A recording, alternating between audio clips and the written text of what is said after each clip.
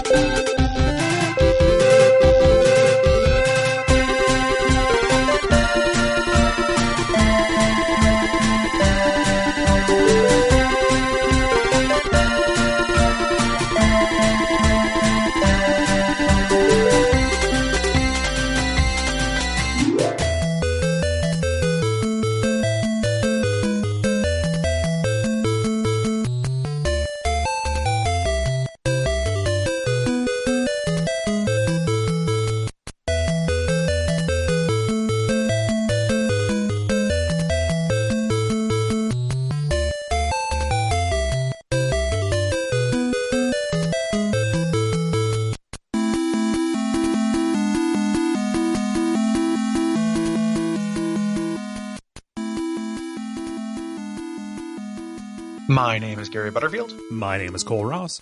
And you're listening to Watch Out for Fireballs. It is a Games Club podcast. And this week we are talking about Tetris, which is a puzzle game developed by Alexy Pajitnov for the Electronica 60 in 1984. Yeah, if you haven't played with your Electronica 60 in a while, this is a good excuse to dust it off. Yeah, no, to pull that out of the closet. No, wait, it stays there because it's a big clunky machine. Because it is a closet. Yes. I am a closet. Beep, boop, beep, bop. Yeah. And this is going to be a very different kind of episode because it is more of a survey of what Tetris has become after its initial version.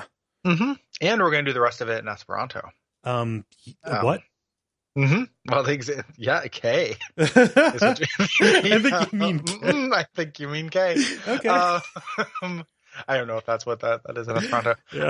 No, it's going to be a little bit different just because we tend to do things a little bit differently than this, like with narratives and different kind of structure. And this is going to be more of an overview because just kind of giving the basics on the, like Tetris is both deeper than it initially seems, but also it's the fact that it is so immediately hyper grokkable. Yeah. Is part of the reason that it's special. So, explaining Tetris without, literally being one of these strategy grandmasters, like there are books on the strategy of Tetris. Right. We're not going to repeat that. No. We want to talk about it as a game. Similar, I think that maybe one of the energies that this will capture is like the Sims episode. Yeah. Like these gaming institutions that are taken for granted. Mm-hmm. And, it just taking for granted is a real like watchword for Tetris, I think. Yes. Also, this has been a really great time to be a Tetris fan. There's been this huge surge in super good Tetris games. Yeah. And there have been a lot of historical goofy Tetris games and a lot of people taking the language and kind of syntax of Tetris and doing interesting things with it. Yes. So we're going to kind of do an overview of those things, talk about what we think is special about these new breeds, the new batch of Tetrises, and then also just kind of name check some favorite versions. Yeah. And generally be an overview of Tetris, what it is, the history of such, and different kind of ways that it can articulate. Yes. I'm very intimidated by this episode, Gary. I as we approached it, I ended up thinking, how in the world do we outline this? What do we do? This is probably the most I've researched outside material about a game. And there's tons of stuff. Yeah. Which there didn't used to be, but now it feels like we are in not only a Tetris resurgence in terms of games, but also like a cultural one. Yes. People are realizing like, oh, this is definitely cool and never actually went away. Right. Like we may have like misguidedly gotten sick of it for about 10 years. Yeah. As it kind of flew under the radar, was exploited on mobile and stuff like that. But like now, especially over the past, let's say 3 to 5 years, if a new, like there have been noteworthy new editions of Tetris that have dropped. Mm-hmm. Yeah. So it's a little bit of a weird episode. I definitely did, did quite a bit of research as well. Mm-hmm. At some point, tamped down that feeling of intimidation just by realizing like we were never going to be all inclusive. Right. You know, we're covering this for a week of our show. Mm-hmm. You know, that's like 2% of our year. Yes. Is Tetris. Less for us, as opposed to less than 2% of our year is Tetris. So we're going to give it as fine a shrift as we can. I'm went to the shrift closet. Mm-hmm. And I'm picking out a good shrift. Yes, I grabbed a long one. A shrift from the top shelf shrift. Yep, shelf shrifting, USA. Mm-hmm. So Tetris, if you don't know, which you do, but I think that it's kind of fun to describe it in its actual terms because, again, it is one of the most taken for granted games ever. Yes. To the point of that taken for granted, like we've been kicking around this idea for a while, but it makes perfect sense as the capstone for Puzzle Month.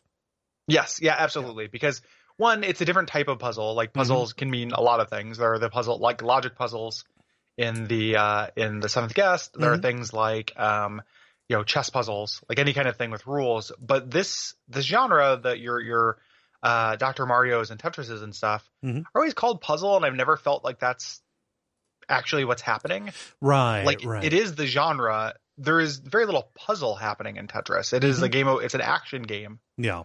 It's an action game about reflexes and quick thinking. Mm-hmm. You know, you're not solving any puzzles. Like you are making choices, but you're making choices in every video game. Yeah, and you're solving problems. Some of which are presented by the random number generator. A lot of which you made. You are making up for mistakes that you made. Yeah. You know. Yeah. So Tetris is it's often called a perfect game. But it is. That perfectness is this kind of elemental quality where it is every part of it is necessary. And if you remove any part of it or change any part of it, it becomes those individual elements become things and it becomes unworkable. Right. So like a great example is the basic Tetris block, which is a tetronimo, which people say like tetromino, which I hate. Tetrimino. Yeah. So, which is if you take 4 blocks and create them into a shape. Yes. There are 7 of these. Mm-hmm. Tetris uses all of them that are possible. Right. And like a great illustration of the kind of fundamental nature of Tetris is it doesn't work if you go to 5. Mm-hmm. It doesn't work if you go to 3. And people tried. It has to be 4. Yeah, like lots of little challenge versions, lots of weird variants where every once in a while there's a 5 thing and it just doesn't work as much. It is necessary that you use a 4 block structure for this game to work. Mm-hmm. Yeah, specifically with the shape of the arena, which is 10 wide and 20 tall. You need the blocks to be contiguous with each other. I'm looking at you, Tetris 2. Yeah, Tetris 2. we'll talk about it. Yeah, it's I have some problems with it. So these blocks that we have, these 7 blocks, fall from the ceiling into this well that's 10 wide, 20 tall. Yeah. And your goal is to place the shape so there's no gaps between them. When a row is filled, it disappears and you get points for it. And if a gap is sealed away, you have to clear out all the stuff over top of that gap in order to fill it and then clear that line. And by accumulating those lines with gaps, that is how you raise the floor. And if the blocks touch the top of your screen, then game over. Yes, that's called topping out. Yes. There's lots of specialized terminology. Like I have never. Apparently, there is a defined vocabulary for describing the shapes in terms of letters. But like it'll be a cold day in hell if I ever call a square piece an O. Whereas me, I'm always winging hard on the JPEG. Is what I like to call that. That's the using that J piece and winging it, particularly with vigor. Yes. I didn't initially use them, but then started using them when I was like doing research, just because it became easier in my head. Yeah. They have a thing to refer to them as. But it doesn't matter. It's jargon. Yep. So you can because these pieces are anywhere between 1 tall and 4 tall, you can get anywhere between 1 and 4 lines at a time. Mm-hmm. 4 is the most desirable. It can only be accomplished by 1 piece, the long piece. And this creates a Tetris, 4 rows at once. Yeah. And that is not a real thing. Tetris is a made-up word that's made up for this. And that being a Tetris is not, it sounds like it's real. It's not. Right. It sounds like it's real because that is what it has been called for the majority of your life. Yes. Yeah. Yep. And you're going for that. You get more scores, and we'll talk about the different ways that scoring happens. But in the majority of variants of the game, as you clear more lines, the game's level will go up, increasing the speed and increasing the pressure that is placed on you, either to make a mistake or you just don't have enough time to move it away from where it's going to fall, and it locks in place as it drops faster and faster. Yep. And again, you top out, that's game over. That's your fail condition. Those are the basic elements of Tetris. There are some additions that happened, which means that there's, there are things that now are exactly as part of Tetris as that, according to the official Tetris people, you have to be able to do these extra kind of things. There's a few of them. We'll talk about them, but that is the very basic Tetris. And that is what Tetris existed as for a very long time. Right. Yeah. So a couple things about the game itself. This has always been a bit of a curiosity for researchers, both psychological and mathematical. We'll talk about the psychological side of it later on, but Tetris is considered to be what is called NP complete. I am not enough of a brain genius to describe this accurately. I know it does not mean that there's no way for a computer to solve it. It just means that it cannot be solved in polynomial time. So like to say, oh, the game is impossible to solve, technically not true. But it is complex enough. There are enough kind of variations of what happened, given all the different states of the board, that, you can't just have a computer sit down and find the optimal move like you could with, like, say, certain versions of, like, Connect 4, which is a solvable game. Right. And forever, again, is that scaling up. Right. And one of the things, so depending on kind of these choices that are made, these variations, things like that, like Tetris can be a forever game. As we are going to find out, there have been so many different attempts to add variations to it, some with great success, some with great misery. But it is perpetual in a way that's very appealing to me. That ties into that NP completeness, where something I discovered in research of this is that, like, there are people online, and this would not surprise you, that are like, Tetris is too easy because of these changes that were made. Yes. And the idea to me of Tetris being too easy is farcical on the face, because it is literally a game that finds out what your difficulty level is. Yes. Like, you can play Tetris, it can start out too easy, but the game is designed to fill up your particular bucket. Yeah. Like you have a certain capacity for making quick decisions and reflexes. And Tetris is like a perfect tool to measure that capacity. And then where you stop, where you die, that's your level. And there are people who can compete at this like grandmaster level, they get maximum score and stuff like that. They're exceedingly rare. Right. I don't think these Reddit jerkwads who are talking about how Tetris is now just for casual people. Right. Which, like, come on. Just now for casual. Just now? Just now? What are you talking about? That's entirely been the point. That's Tetris, you idiot. Additionally, if you just want to play NES Tetris or Tetris the Grandmaster, like, there are versions of this that still exist and will always exist, no matter how many games include the infinite spin. Yes, exactly. So I was not surprised, but still disappointed, which is my perpetual online state, of finding that the challenge discourse has made its way to fucking Tetris. The same people who are putting, speedrunning Sekiro in the resume are also mad about hold pieces. That even happened, though, like, as these things were added. I remember specifically reading one blurb from a review of the new Tetris, which I think was one of the first that added. It is that's my baby. Yeah, that's my champion. That's the originator of the hold piece. Yes, of the hold piece, and specifically like wall kicks and a certain degree of infinite spin. Like, people said, "Oh yeah, this ruins Tetris," with ruins in quote. Because as long as you keep on tapping, the piece will never lock into place. Yeah. Here, I'm here to tell you that new Tetris still hard.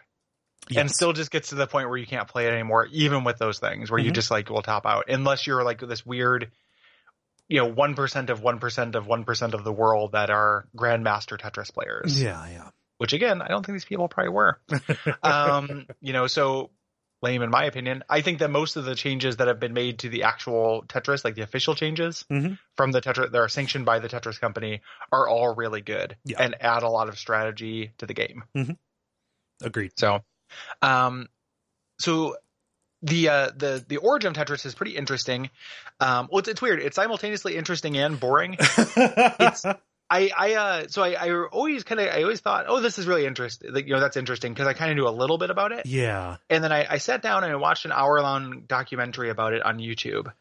And it is it's a business documentary. Yes, that's the thing. More than anything. It doesn't really have very much to do with the origins of the game, which is a very small part of the story. Yes. And it's mostly about how the rights, it's primarily boils down to, is an NES a computer?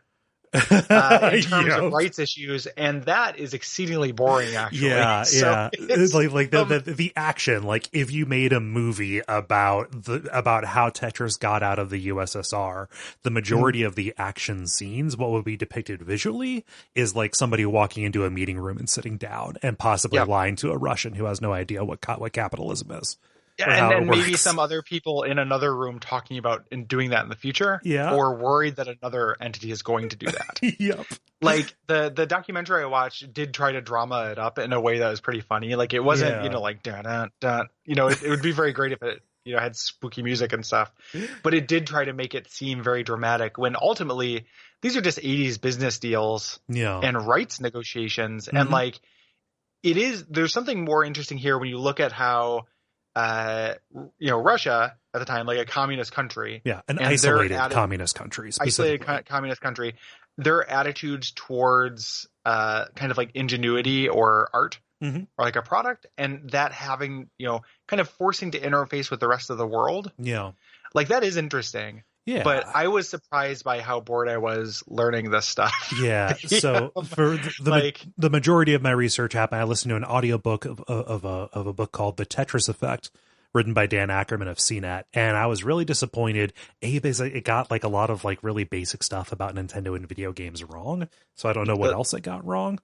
The Sega Nintendo system. Right. Child term. It got Wii Fit mixed up with Wii Sports. Like it just like weird little like brown M&M in the bowl stuff that made me think, okay, what else is wrong here? Who knows? Maybe I'm just nitpicking. But I was disappointed because the story was all over the place and it ended up being about those business deals. Where it got interesting was when it described like the pasts of these people. And specifically like the interactions between Hank Rogers and Alexy Pajitnov and Nintendo coming in basically to save the day. And the interactions between them and their Russian counterparts that ended up being both a little bit like unnerving, but also weirdly sweet. Like there are some aspects of those scenes that are really compelling, but it's more just kind of a cultural, like a story about different cultures meeting than anything about like what I love about Tetris. Or really, honestly, what I love about Nintendo. Like they were generally good and kind of fair in a way that the other companies vying for power here weren't. Yeah. Which I appreciate, but it still ended up just being a really good business deal in the end because the game was very successful, right? Like, if anything, the lesson with how they acted was that it can sometimes be in your financial best interest to not be a total bastard. Right. I don't want to actually name who did it just because I'm going to clown on it a little bit, but the documentary I watched was by a gaming YouTuber, literally ends with a portrait of all the principal characters in black and white and what they went on to do. And a lot of them just died, and one of them murdered their wife. The psychological researcher. Psychological researcher who murdered his wife. And they're playing the sad music over these black and white portraits over like these characters I've grown to love over just, an hour of listening to their, business dealings. And it was just, trying to pull some emotional heartstrings that I was like, this ain't it. Oh, Try again. You did not earn Try this, again. Chief. You did not earn this. This is silly. Somebody should have looked over this. Hey, you're taking this way too seriously, and it's weird. Yeah. So we're going to go through that stuff. It's a little bit of like a weird gaming, like Doki Doki story. Right. In a way, just because I feel like everyone kind of has a vague idea that stuff happened, and a lot of people have seen that Tengen Tetris for NES and know a lot of the trivia about it. Mm-hmm. But I guess we're just here to say, like, we are going to go through it really quickly. I can't necessarily recommend doing a deep dive on it, because unless you are interested in like rights issues and the difference between personal computer rights and home console rights, it's pretty bland. Like, so something that would end up being a 10-minute read that can get you a little bit more detail than what we're going to give is actually the analysis page on TV Tropes. Yeah, I can see that. That outlines just kind of a basic version of the history that won't be a 7-hour audiobook or a 1-hour YouTube documentary with a maudlin ending. Yeah, very maudlin. But I actually like the creation of it, because again, one of the things to take away from this podcast is it can't really be underestimated how genius this whole thing is. Like, coming up with something elemental that feels like it has always been, that's just like in the DNA of video games, is to be celebrated. And this guy, so Alexy Pajitnov is the guy who made it. He's this kind of math wizard. Yes, this incredibly jovial, good-natured math wizard. I love him. Yeah. I like when he shows up in Tetris. Yep. As a character. I think that's very cute. So he was working in aerospace, gave up to work at the Dornitzen. I just didn't put enough English on it. I think I pronounced it correctly, Cole. Computing Center in the Academy of Science. Computing Center. Okay, sorry, I'll stop. Thank you.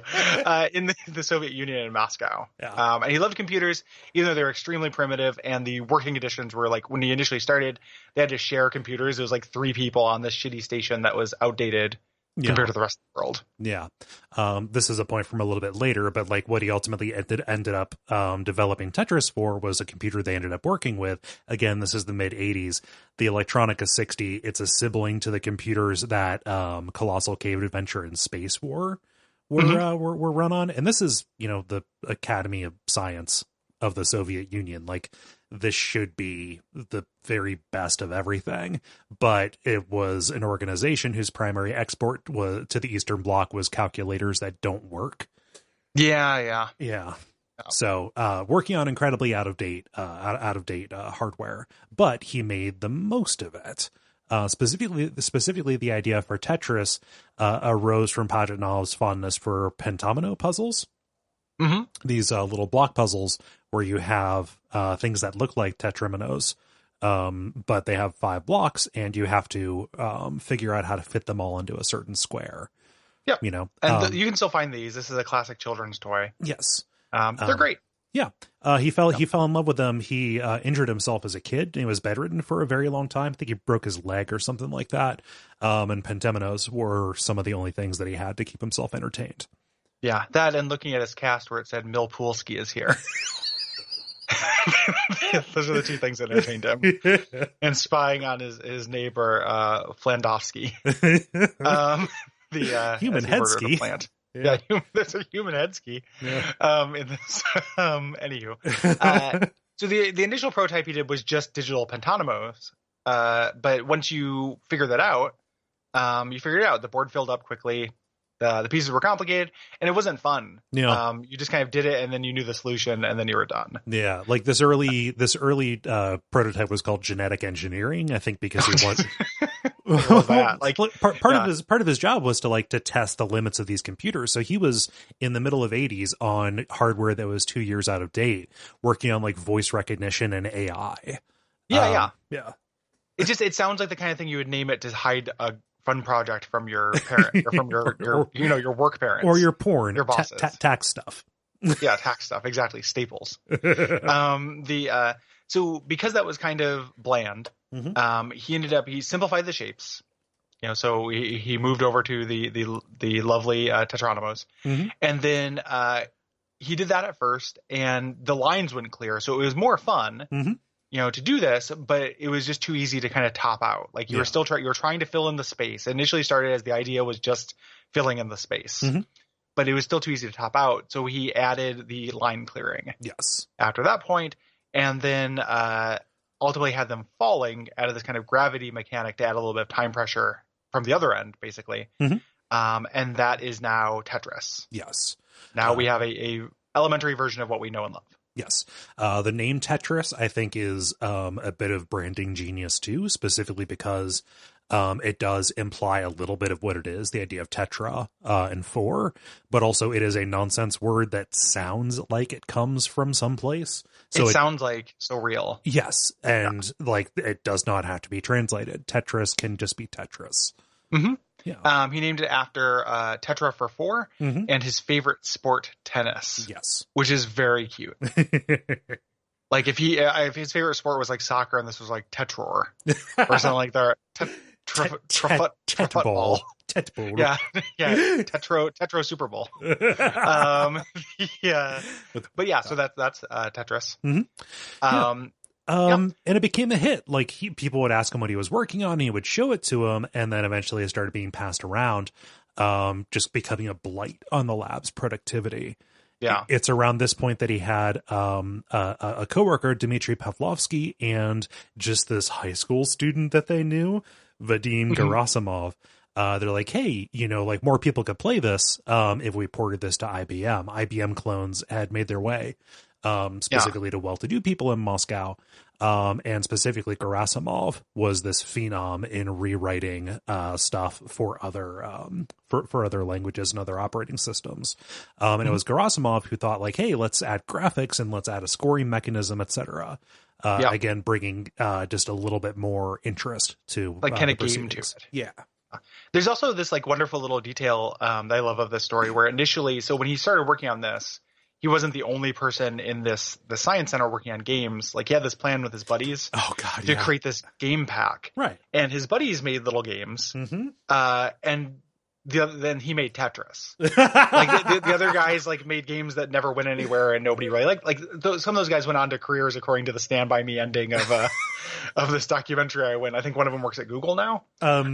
Specifically Gerasimov, like he went on to after the wall fell, he went to graduate from MIT, works at Google in Australia.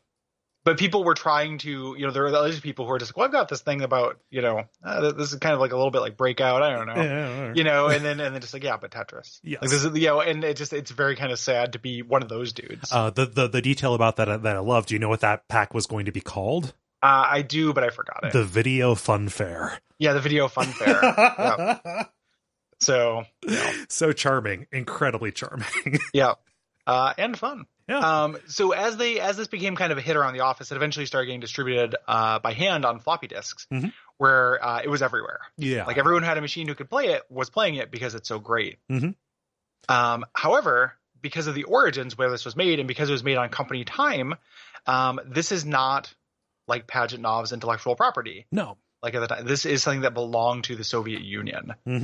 People didn't really own like intellectual property at the time in the same way that we think of. Right. No. So the government owns it, and this is scary 80s Russia, not scary 2019 Russia. Right. So like it was all about this like, Ministry of Electronics, like coming through and taking it. And all the pictures of these guys are great. Like Pajitnov just looks like everybody's uncle. And then all of these ministers look like they're here to like, to send mutants to a camp where they deprogram them, put mutant registration collars on them and stuff. Yeah, most of the people who work high up in the bureau, it looks like they're here to yell at you for hanging a soccer pennant in your booth. Yeah, exactly. Yeah. And it's probably worth saying that like because this is a story about the Soviet Union and it was stuff that happened in the 80s, it's really hard to tell like how much of this is like how much of the details about how scary and foreign this is are actually true or propaganda. We just have this from accounts. Yeah. So it's just people, saying, when Hank says like, yeah, I was there and I was terrified, because it seemed like the kind of place you can't go by. That's what we have. Yes. I wasn't there. Nobody was there except for those guys. And, so it's we do not know. Yeah. So exactly. What I don't want is somebody with a black and white Karl Marx avatar to come and tell me that the gulags were actually good. Exactly. As we talk about the USSR here. Yeah. Not what I'm looking for. Hi. Yeah. Yep. So, but yeah, that was the difficulty. Like, this thing was spreading around, but there really was no way for it to spread further than that. And, let alone like, even further on down the line, when more money was exchanging hands, the idea of Pajitnov receiving any compensation for this was ludicrous. It was beyond the pale. On the face. Like, Nintendo mentioned it at one point, and the guys were like, the ministry people were like, that idea is very inappropriate. Yes. And like Pajitnov eventually got his happy ending. Yes. For this, by which I mean Hank jerked him off. I don't mean that kind of happy ending. I don't know. I don't like that happy ending has become co-opted by the jerk off industry. By Big J.O. By Big J.O. In the pocketbook with Big J.O. Yeah, exactly. I wish that, I could just say happy ending without immediately thinking about getting jerked off under the guise of a massage. But unfortunately, that's where we're at now. Unfortunately, it means going down to the Hojos for a quick lunch. Yeah. Go taking a quick trucker shower at the Flying J. Mm-hmm. You know what I mean? No. So anywho, he eventually got his kind of recognition and just desserts, and seems very happy and good now. Yes. But initially, not the case. Right.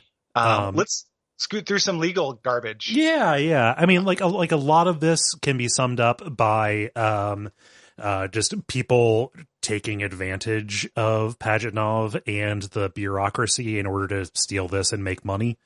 Yeah. And then eventually the Russian government got pretty savvy, but eventually the game made its way to Hungary, in Budapest, where a company called Andromeda, who specifically went looking for cheap Eastern European software, found it and said, all right, we're going to start licensing this to a bunch of everybody, to a bunch of companies, based on one half understood telex transmission. Yeah. Yep.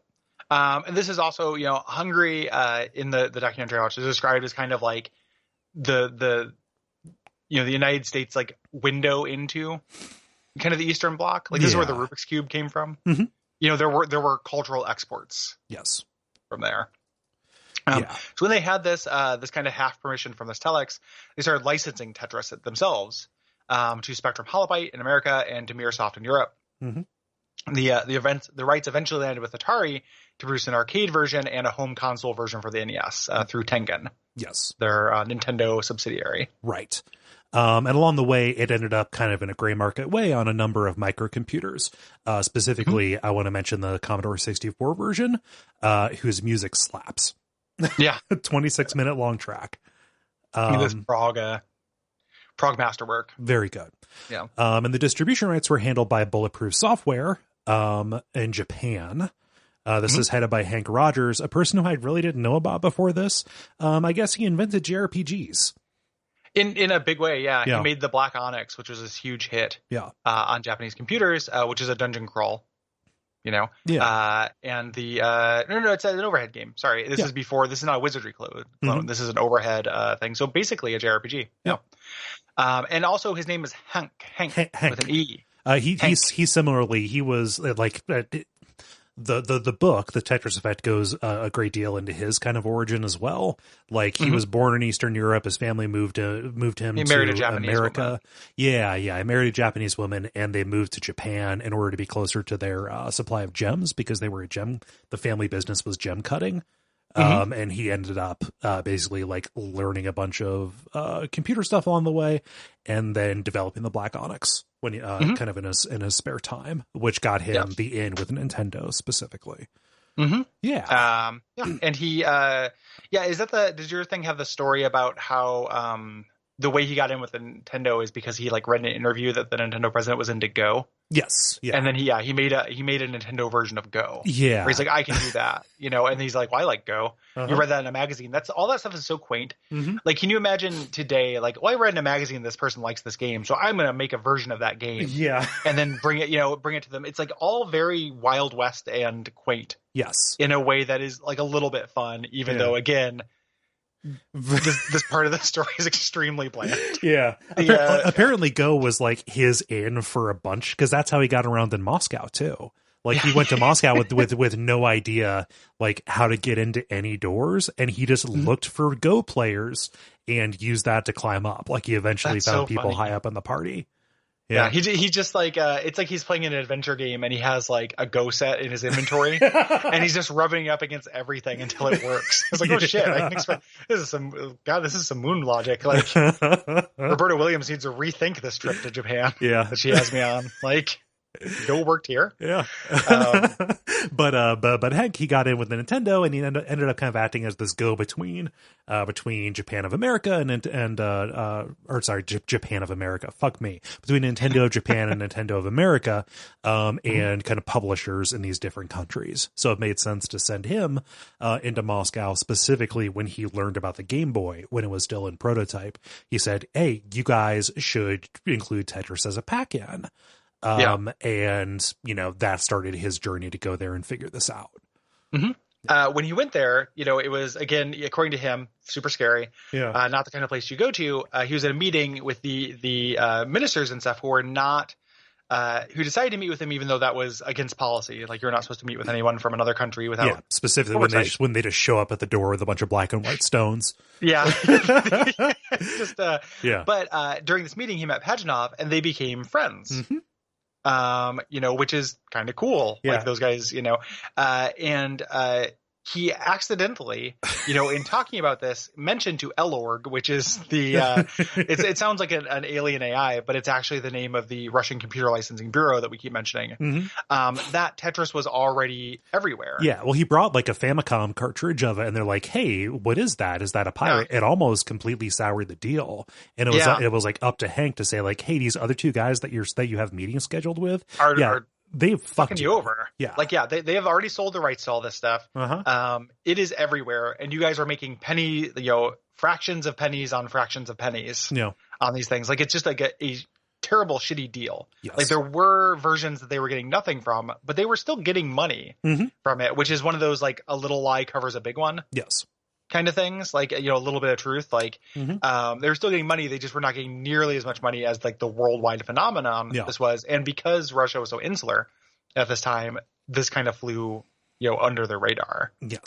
And so, Rodgers showed up, showing a tremendous amount of goodwill. I think he wrote a personal check for the royalties that he made off of distributing some version or another, saying, hey, this is make good money. Additionally, Nintendo has extremely deep pockets. They will beat any offer. Like we said, like, no matter what the offer is, like, we will do, they will make the highest bid. I promise. There are some details about how Russia tried to endear themselves to Nintendo that are incredibly charming, but just like way too much. They in order to, because like, hey, we have more games, or we can manufacture some of the games here for you. Nintendo, we can manufacture even Nintendos. They offered to make Nintendos. Like, make the system. Like, we want to sell this in Russia. What if we manufactured it? Can you imagine like that world? It'd be very strange. I think it was like 5 years too early for that. Nintendo was really scared off by the dysfunction that they had seen already. Yeah, of course. But they were like, we could, for promotion, we can launch a Soviet rocket that has Nintendo emblazoned on the side of it. And they're like, probably not. You need to launch missiles. Nintendo missiles. And they sent some of the higher ups to what's the name of the Russian like famous theater company? I forget. Anyway. They sent them there, famous theater in Moscow, and they were sitting right behind Gorbachev. Old Gorby. So because they were just being so generous and stuff, they managed to kind of win over Elorg, get the rights to publish for handhelds and consoles, even though Atari still thought they had the console rights. This is where Atari's story is that they had the computer rights, but they considered a console to be a computer. So that's their story. Who knows how much of that is good faith or not? The documentary that I watched presented it as a misunderstanding, but we don't know. And it didn't have the scary ending music to just tell me that it was fake. And the Stand By Me scroll. It was playing. I know you're gonna leave me. So I thought it was fun for party times. Right. It's a little difficult to read a lot of good faith into Tengen and Atari's motivations, Yeah. specifically because they were also reverse engineering a lockout chip. Totally. But And possibly, they just kind of put it out anyway, and then they did like the Yeah. half-hearted recall, and then they said they were going to appeal and then didn't. Like, it's a lot of weird blustering from a dying empire, Yes. is what it feels like. Yes. But a bunch of Nintendo copies of it came out. You can still get a Tengen Tetris out. This might have been the first way I played Tetris, actually. Yeah. Was on a Tengen cart, because all of those Tengen carts, which were like Tetris, Gauntlet was the other big one. Yeah. RBI Baseball. RBI Baseball, like, those were all pretty good games. Yeah. Actually. And like, I remember the same way I associated Gold games, from Nintendo as being good. Yeah. I associated Tengen games as being good as well as a kid. Love those cartridges. Yeah. They're so sleek. dorky. Yeah. Yeah. Dorky, a little bit sleek. Like, they're black, like dorky, like sleek in an 80s way. Yeah. Like black and angular and yeah. ribbed. They're little tiny PS3s, actually. Yeah. they seem like micro PS3s, in a way that I just genuinely thought was super cool. Like, and then I was like, all things that are a little bit weird card are good. And then I found like Wisdom Tree, and I was like, oh wait, no. Not as good. It was a fun hypothesis for a minute. It was a fun, yeah. I was doing kid science. But yeah, the majority of the copies that were still available for sale were pulled from the shelves, from a court order, and they got the ET treatment. But there's still enough in existence that you can get it. They're expensive, but they exist. Yeah, they exist, and I've definitely held one. Just like rental places would not give them back. Right. Things like that are the way a lot of those made their way into the wild. Yeah. And they also, just as a little side note, because we'll eventually talk about it just a little bit, but getting the console rights to publish Tetris, there's a lot of kind of focus on the Game Boy version, because obviously it's iconic. The Nintendo version of Tetris, also a ridiculously huge hit. Yes. From Nintendo, like not the Tengen version, but right. The Nintendo version is also a classic and is really, really well loved and sold, several million copies, was a huge, huge hit. Yes. So it's not just the Game Boy version that this was about. It was also about getting that Nintendo version that ends up kind of getting overshadowed by the excellent Game Boy version. Yes. And this is where Atari was saying like, oh, it's a console's a computer, but in the legal papers, it was like, it has to have a hard drive, it has to have a processor, etc. Yep. Has to connect to a monitor. They actually got like a summary judgment from the judge, which is like very rare. The judge is like, we don't have to go to court. Fuck this. Stop wasting my time, Atari. Yeah. Yeah. So this landed, all of this wrangling got Tetris onto the Game Boy. And this was a huge contributor to Tetris going mainstream. It was on computers. And the Game Boy going mainstream, right? Like this is such a perfect fit. Hand in glove. Yep, absolute hand in glove. Yeah. This is where Nintendo was like, hey, Pajitnov should get some money for this, and they're like, no. Yeah, I don't know if you know what our whole deal is, but yeah, no, the individual, not great. Yeah.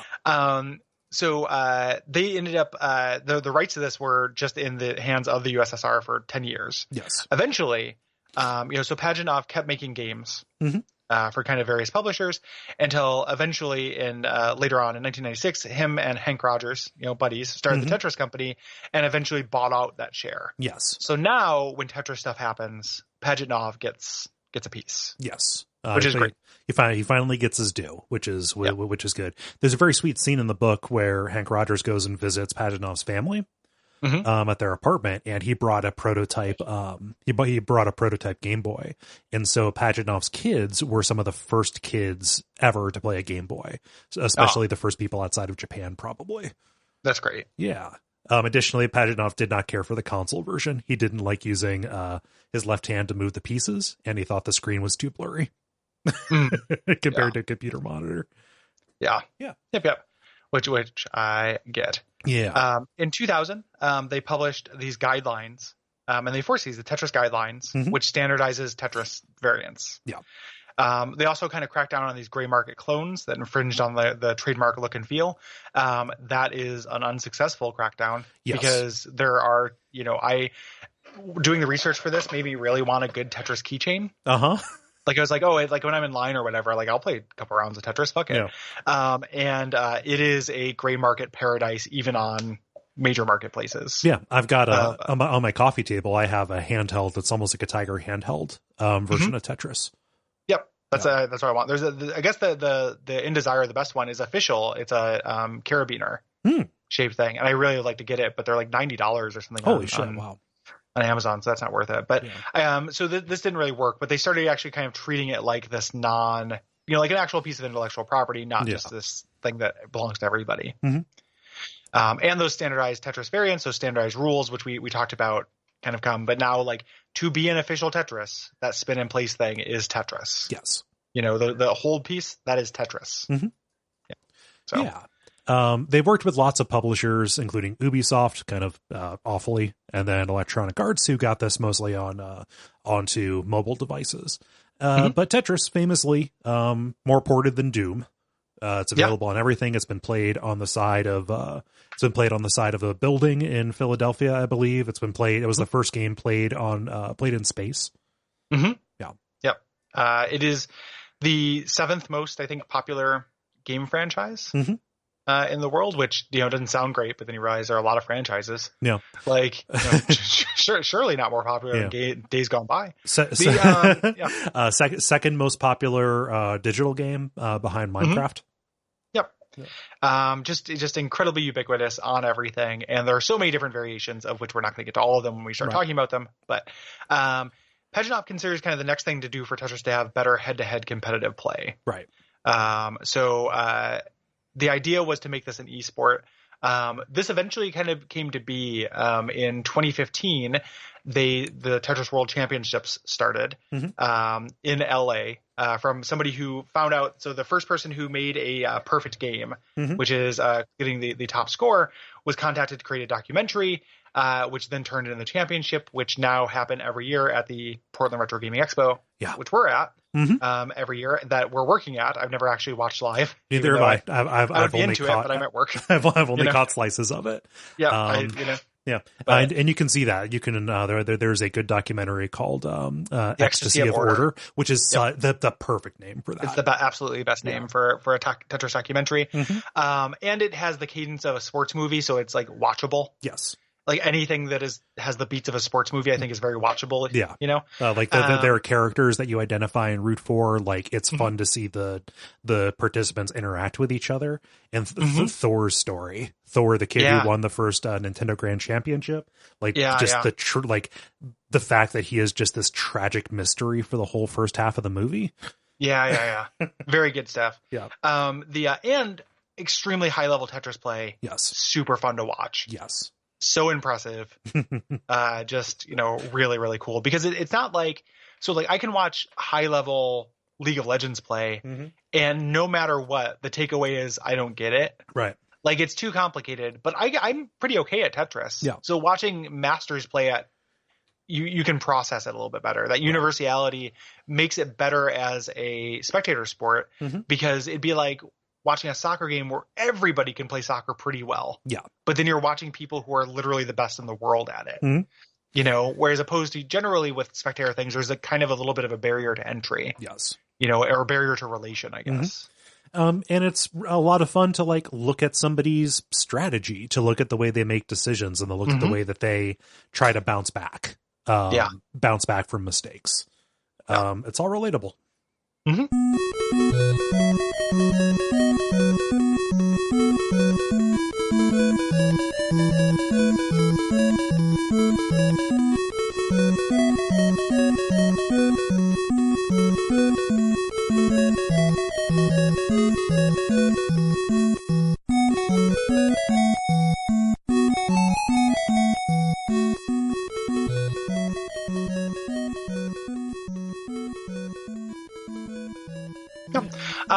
We have a section here in the notes that are bits and bobs. These are just miscellaneous Tetrisisms, Tetrisy things. Let's talk about some Tetrisy things. Yeah. So the music, incredibly famous. This is actually part of the Tetris guidelines. You have to have Korobaniki in your game. AKA the Tetris song, the one you know. Yes. Translated to the peddlers. Yeah. It's a song about peddlers. Has lyrics and stuff. It's like it talks about this young relationship in the terms of like a business deal. Yeah. Weird. Yep. So one of the things that it kind of is part of that marketing bit in the beginning, but also is worth noting is that, like, so I can't remember the exact figure in the Stand By Me closing credits whose decision this was, but it wasn't Nintendo. Right. Who made the decision to take the kind of alienness of this, because that's what Russia was kind of considered, being so insular, and market it as such. Right. So the Russianness of Tetris, like versions in the 80s and 90s, now they all seem like they're some kind of VR game that you'd play on Star Trek. Yeah. But early on, they all were just like very Russian. Right. Really heavily on Russian imagery. The iconic cover of it actually has the word Tetris in Russian and then in smaller parentheses in English. Yeah. They really, really leaned on this. Yeah, in a way that kind of in hindsight feels incredibly tacky. Like, a little bit. Yeah, it just it's a strong identity, but also like I can't imagine being somebody from Russia looking at that. Like it has this flavors of this weird like Orientalism. A little bit, yeah. I mean, I could see that. It's also just. It's very silly, though, too. Like, the little guy's doing that dance. Like, I don't get offended by Zangief doing that dance with Gorbachev at the end of Street Fighter 2, you know? Yeah. And it's big enough to not, you know, it might fly by some radars because of the bigness of it, I guess. Yeah. And also, like, it's really funny if you get a high enough score, like, there's a UFO on the launch pad and the actual, like, the Kremlin, or the cathedral by the Kremlin takes off instead of the rocket. It's just all incredibly goofy. A lot of little like references and stuff. There's like at one point in one of the versions, a biplane lands. Oh yeah, like in front of the Kremlin, which is a real thing. They happen in Russia, swear. Like there are these little history Easter eggs about Russia. Yeah. That almost ruined one of the deals. One of the early deals that was with Mirrorsoft, which was part of this business empire run by the Maxwells, which was like incredibly crazy. Like headed up by a guy who was allegedly a Mossad agent. Like. Yeah, it just if you read, like his story was one of the more interesting parts of that book. Yeah. But unfortunately, it was mostly about this ex-Mossad agent breaking the necks of trade agreements and summarily executing inclusion clauses. Yes, you know, mostly. So he tried to argue that piano wire was a computer. Yeah, exactly. So the term the Tetris effect, not the game, was coined by Jeffrey Goldsmith of Wired magazine, and that is very specifically the phenomenon in which you see Tetris pieces after you play the game, where you start kind of breaking down shapes in real life as if they were Tetris pieces. Yes, it is specifically a form of hypnagogic imagery or waking dream. I've straight up done that to human beings. Like I during my most Tetris-y phase of my life, I would like look at people and then imagine them as Tetris blocks fitting together. Yep. And they're human beings with thoughts and dreams, but I was thinking of them as L's and J's going through and just creating perfect order out of the world. That sounds like a Junji Ito story. Yeah, it was a lot. Yeah. We'll get to it when I talk about the absolute, you know, the pit of my Tetris addiction. Addiction. Yep. Pajitnov was actually asked about this effect, and like he said, like, oh, I know what you're talking about. Like, I don't think it's anything special. Like he actually likened video games to music, and he says, oh, this is no different than like getting a song stuck in your head. It definitely feels different to me, but to his point, it's not. You know, I don't think it's inherently harmful or anything. The way I described it sounded very scary, but right. And I've also there's only two other games I've gotten this with. And it's Tony Hawk's Pro Skater and Katamari Damacy. And those are the two that I have had Tetris effect things for. Like with Katamari, I've walked down the street imagining a Katamari rolling up things as I pass. Yeah. And I have walked down the street and imagined a Tony Hawk next to me skating down lines as I walk. Yeah. That happened to me with both of those. Happens to me a great deal with Guitar Hero and Rock Band, especially when driving. I've actually had that as well. Yeah. And driving makes that dangerous, dude. Like you're playing audio surf in your car, swerving wildly to England, America, certain notes, aka pedestrian, to score points. Yeah. Edgy. Slightly before that article, though, you know, Tetris had made its way into actual psychological neuroscience medical research. Dr. Richard Heyer used Tetris to study brain plasticity and energy usage by injecting people with radioactive glucose and then putting them into a PET scan machine before and after they had played a bunch of Tetris. And this is kind of how he made the discovery about specifically brain plasticity and the way basically grooves are implanted into our brains so that when we get better at something, high level performance takes less energy than when we're worse at it. Which was not like that. They actually thought it was the other way around. They thought that no matter how good you were at something, high level play or high level performance took more energy. So, yeah. In 2009, so relatively recently, based on what we're talking about here, Dr. Emily Holmes published a paper in the PLOS1 about how Tetris can serve as kind of a vaccine for PTSD. So if you have a trauma and then you play a bunch of Tetris right afterwards, it will actually stop the kind of visual language and memories from building up. Yeah. Which is great. A big deal. And yeah. Weird. Yeah.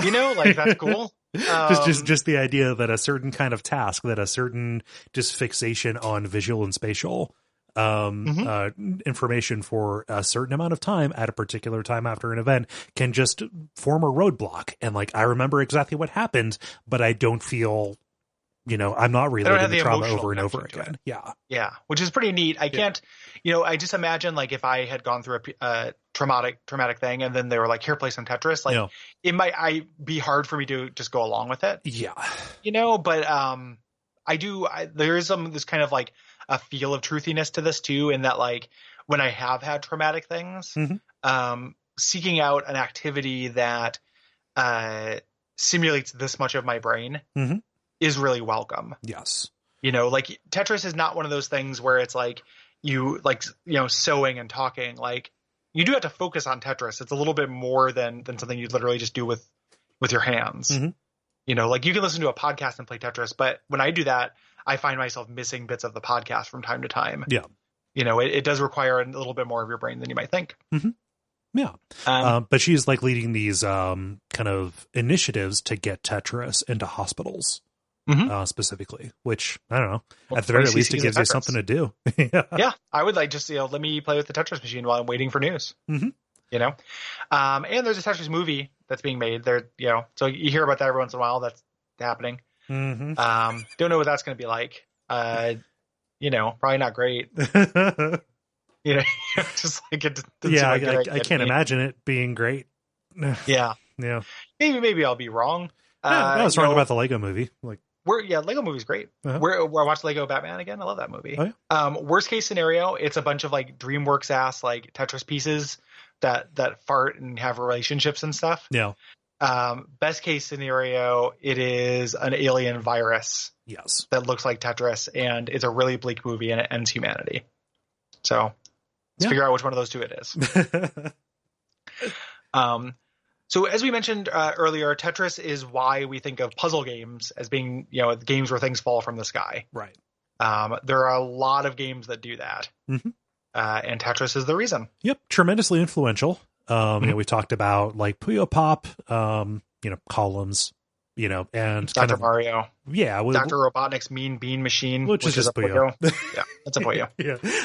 Alexy Pajitnov got credit. I forget the name of it, but just for a Western board of Puyo Pop. Which is kind of ridiculous. They just put his face on it, which is weird. Yeah. It's very fun face. Yeah. I don't know. I'd buy it. It would inspire confidence. And then also like, probably you can draw a line between that and like Bejeweled and stuff, Sure. Yeah. Of course. And kind of in a grander way, the idea that kind of casual gaming can be lucrative. Yes. Very famously, when Nintendo was considering sending Hank Rogers to go get the rights for this for Game Boy, the president of Nintendo at the time gave Tetris for the weekend to Miyamoto, and said, after the weekend, asked him like, "Is this a good game?" He said yes, and he asked why, and he said because your aunt could play it. Yes, was his answer. So like that's that idea, that kind of casualness being seen as a selling point. This is arguably one of the if not the first, one of the first instances of that, and if not the first, the biggest early instance of that. Yeah. Sure. And definitely probably one of the earliest times where that was done intentionally and by design, right? Yes. Like before somebody asked me, I was like, oh, like moms loved playing King's Quest and stuff. Shut up. You know what we mean. Stop it. Stop being that way. Like, you know better. Yeah. So, and this is my read, so I won't make you read it. But like, there is possibly, like I would draw a line between this and rhythm games. Any number of games that use the vocabulary of things falling like that. Sure. I mean, I can kind of see it. Like, Yeah. they're both kind of describing even Rock Band as a rhythm game, even though you play in rhythm, is a little bit weird. Yeah. They all kind of straddle that line of being like reflex-based action games with some kind of time element. Yes. To them, and the same way that rhythm isn't a great way to describe, Rock Band, like especially like 1/4 of Rock Band is singing. Yeah. Is the same way that puzzle, even though that's what these are, it's not a very descriptive or good word for this. Right. The only true puzzle game that I recognize is Zoop. Yeah. Yep. Let's talk about before we get to these kind of variations and stuff. Let's talk about those things that were added that are officially Tetris. Yes. Because we laid out the basic building blocks.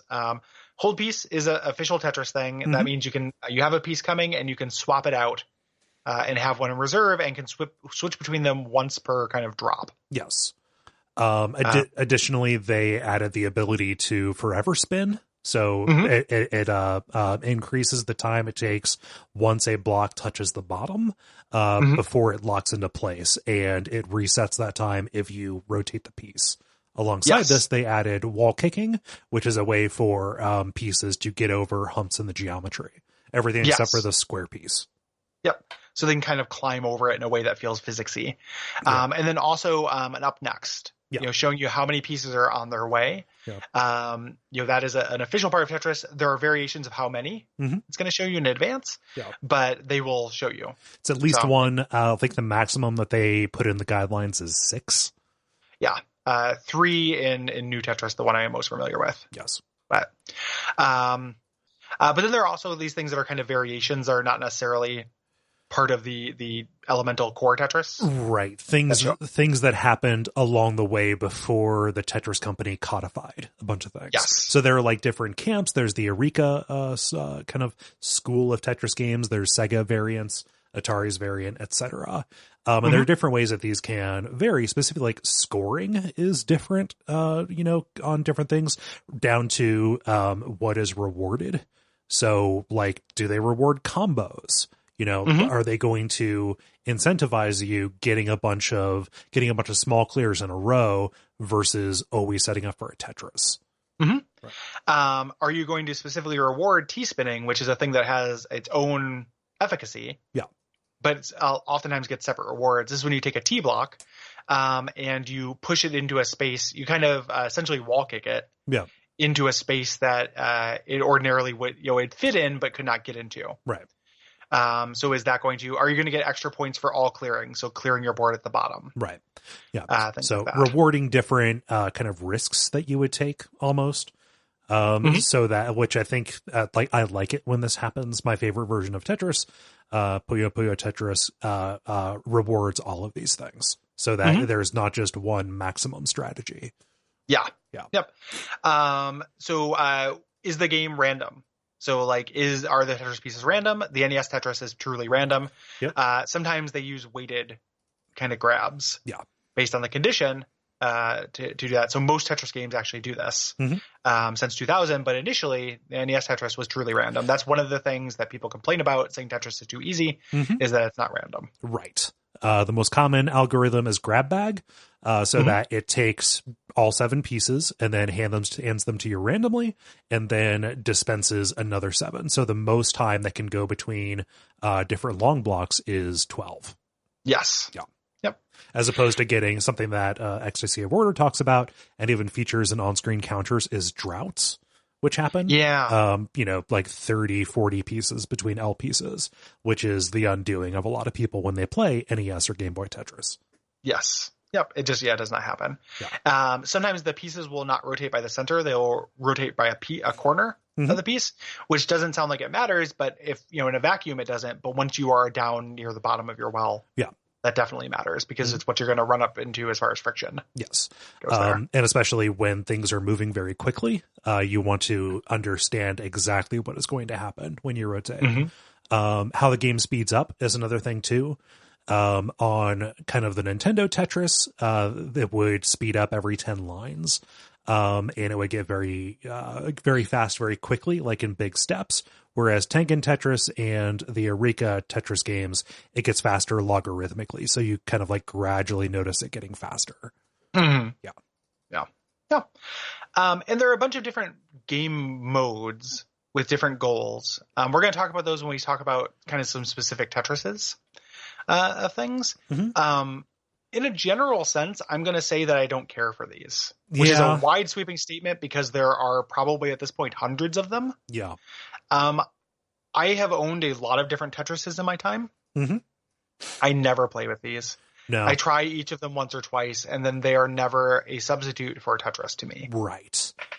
Yeah. But these are weird things like, there are bomb blocks every once in a while, or you actually just move around the centerpiece and catch Tetris blocks, or it's both sides working towards the middle or something like that, which is a push known as push. Yeah. That variant, things like that. I just don't care about them. Like, it's a weird thing where like the simplicity and the perfection of Tetris like did get improved by adding some of these things. Mm-hmm. I like hold blocks. I like seeing what's next. I like the grab bag.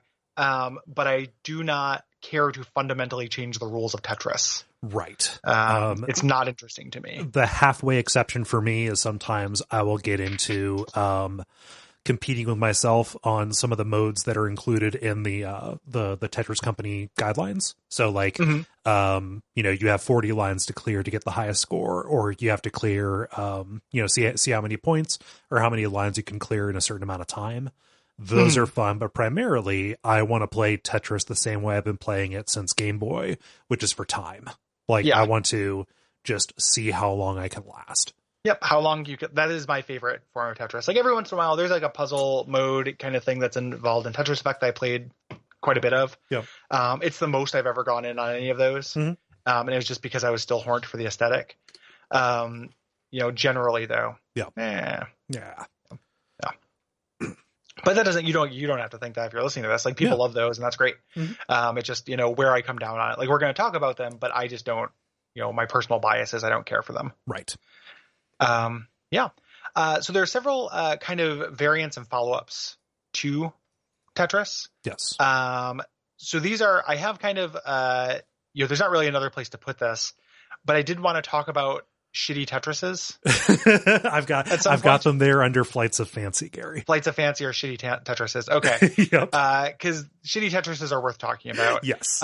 Some of which were made by Pajitnov. Some of which were not.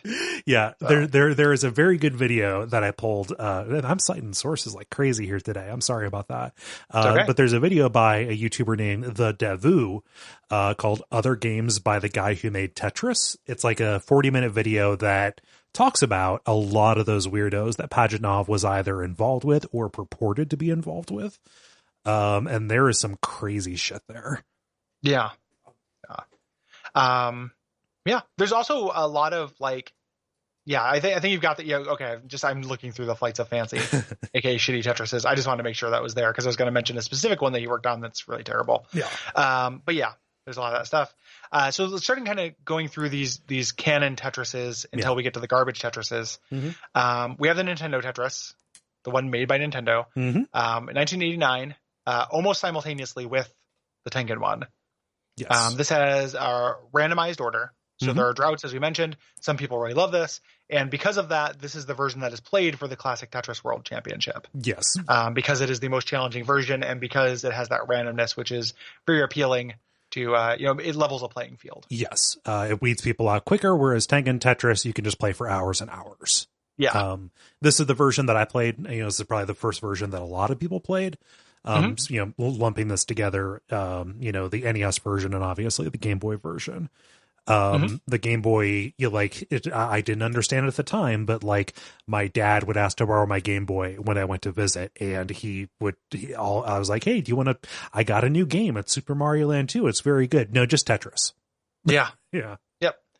This is the there was the Game Boy version of this as well. Mm-hmm. Like in addition to the Nintendo version is what's used for the championship. Yeah. The Game Boy version is the one that a lot of people played. It is a little blurry and such, but it is still eminently playable. Yeah.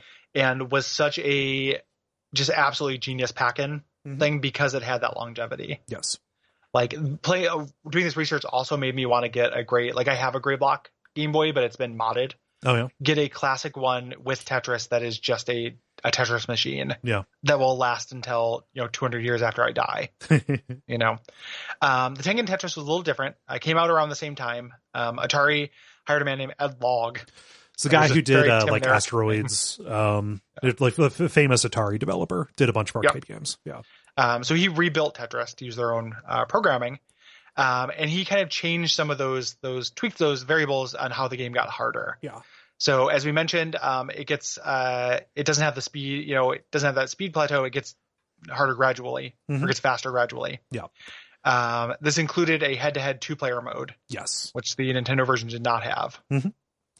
Yeah. I forget because I've never played this multiplayer. I forget if this is the first one that included throwing garbage, at enemies, enemies, at the other person that you're playing against, who is temporarily your enemy. But there is a school of thought that this is the superior version, compared to the Nintendo Tetris. To me, it kind of seems like trade-offs one way or the other, Yeah. I never did competitive Tetris. No. As a kid. And in general, that's not Tetris for me. Right.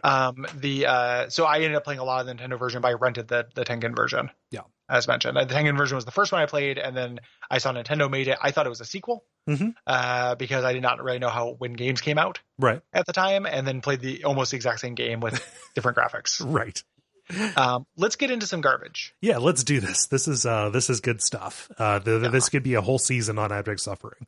Yeah, the bad Tetris variants, and there's some more of them that I want to mention in here as well that I did research, but which I consider to be Kaizo Tetrises.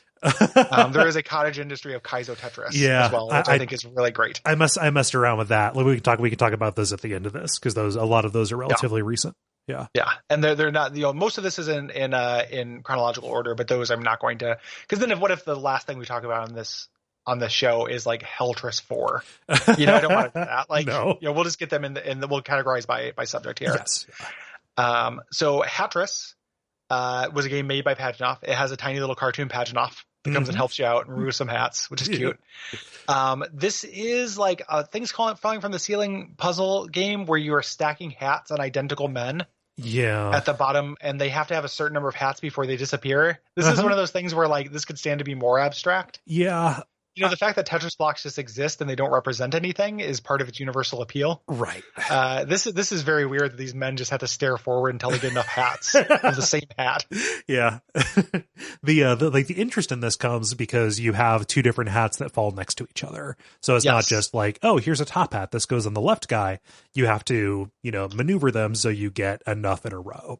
Yeah. You have to manage the hats. Yes. This is fine. I don't know.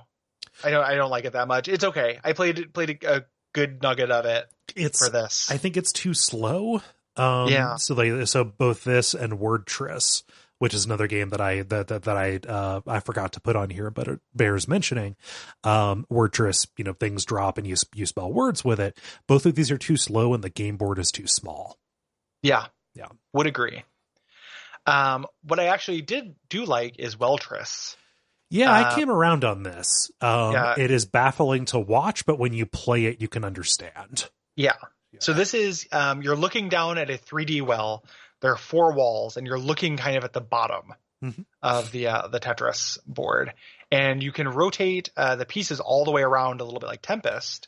And then when they drop down, they will continue to fall until they hit the opposite side of the bottom of the well or another block. Yes. So they'll kind of hit the bottom and then move forward. Yeah. If they end up poking off the side of the well, that well becomes red and you can't use that wall for a time. Right. I thought this was kind of fun. Whenever any of these things that I'm going to damn with faint praise, none of them are Tetris good. Right. Like they didn't hook me. I just thought this was interesting and kind of fun.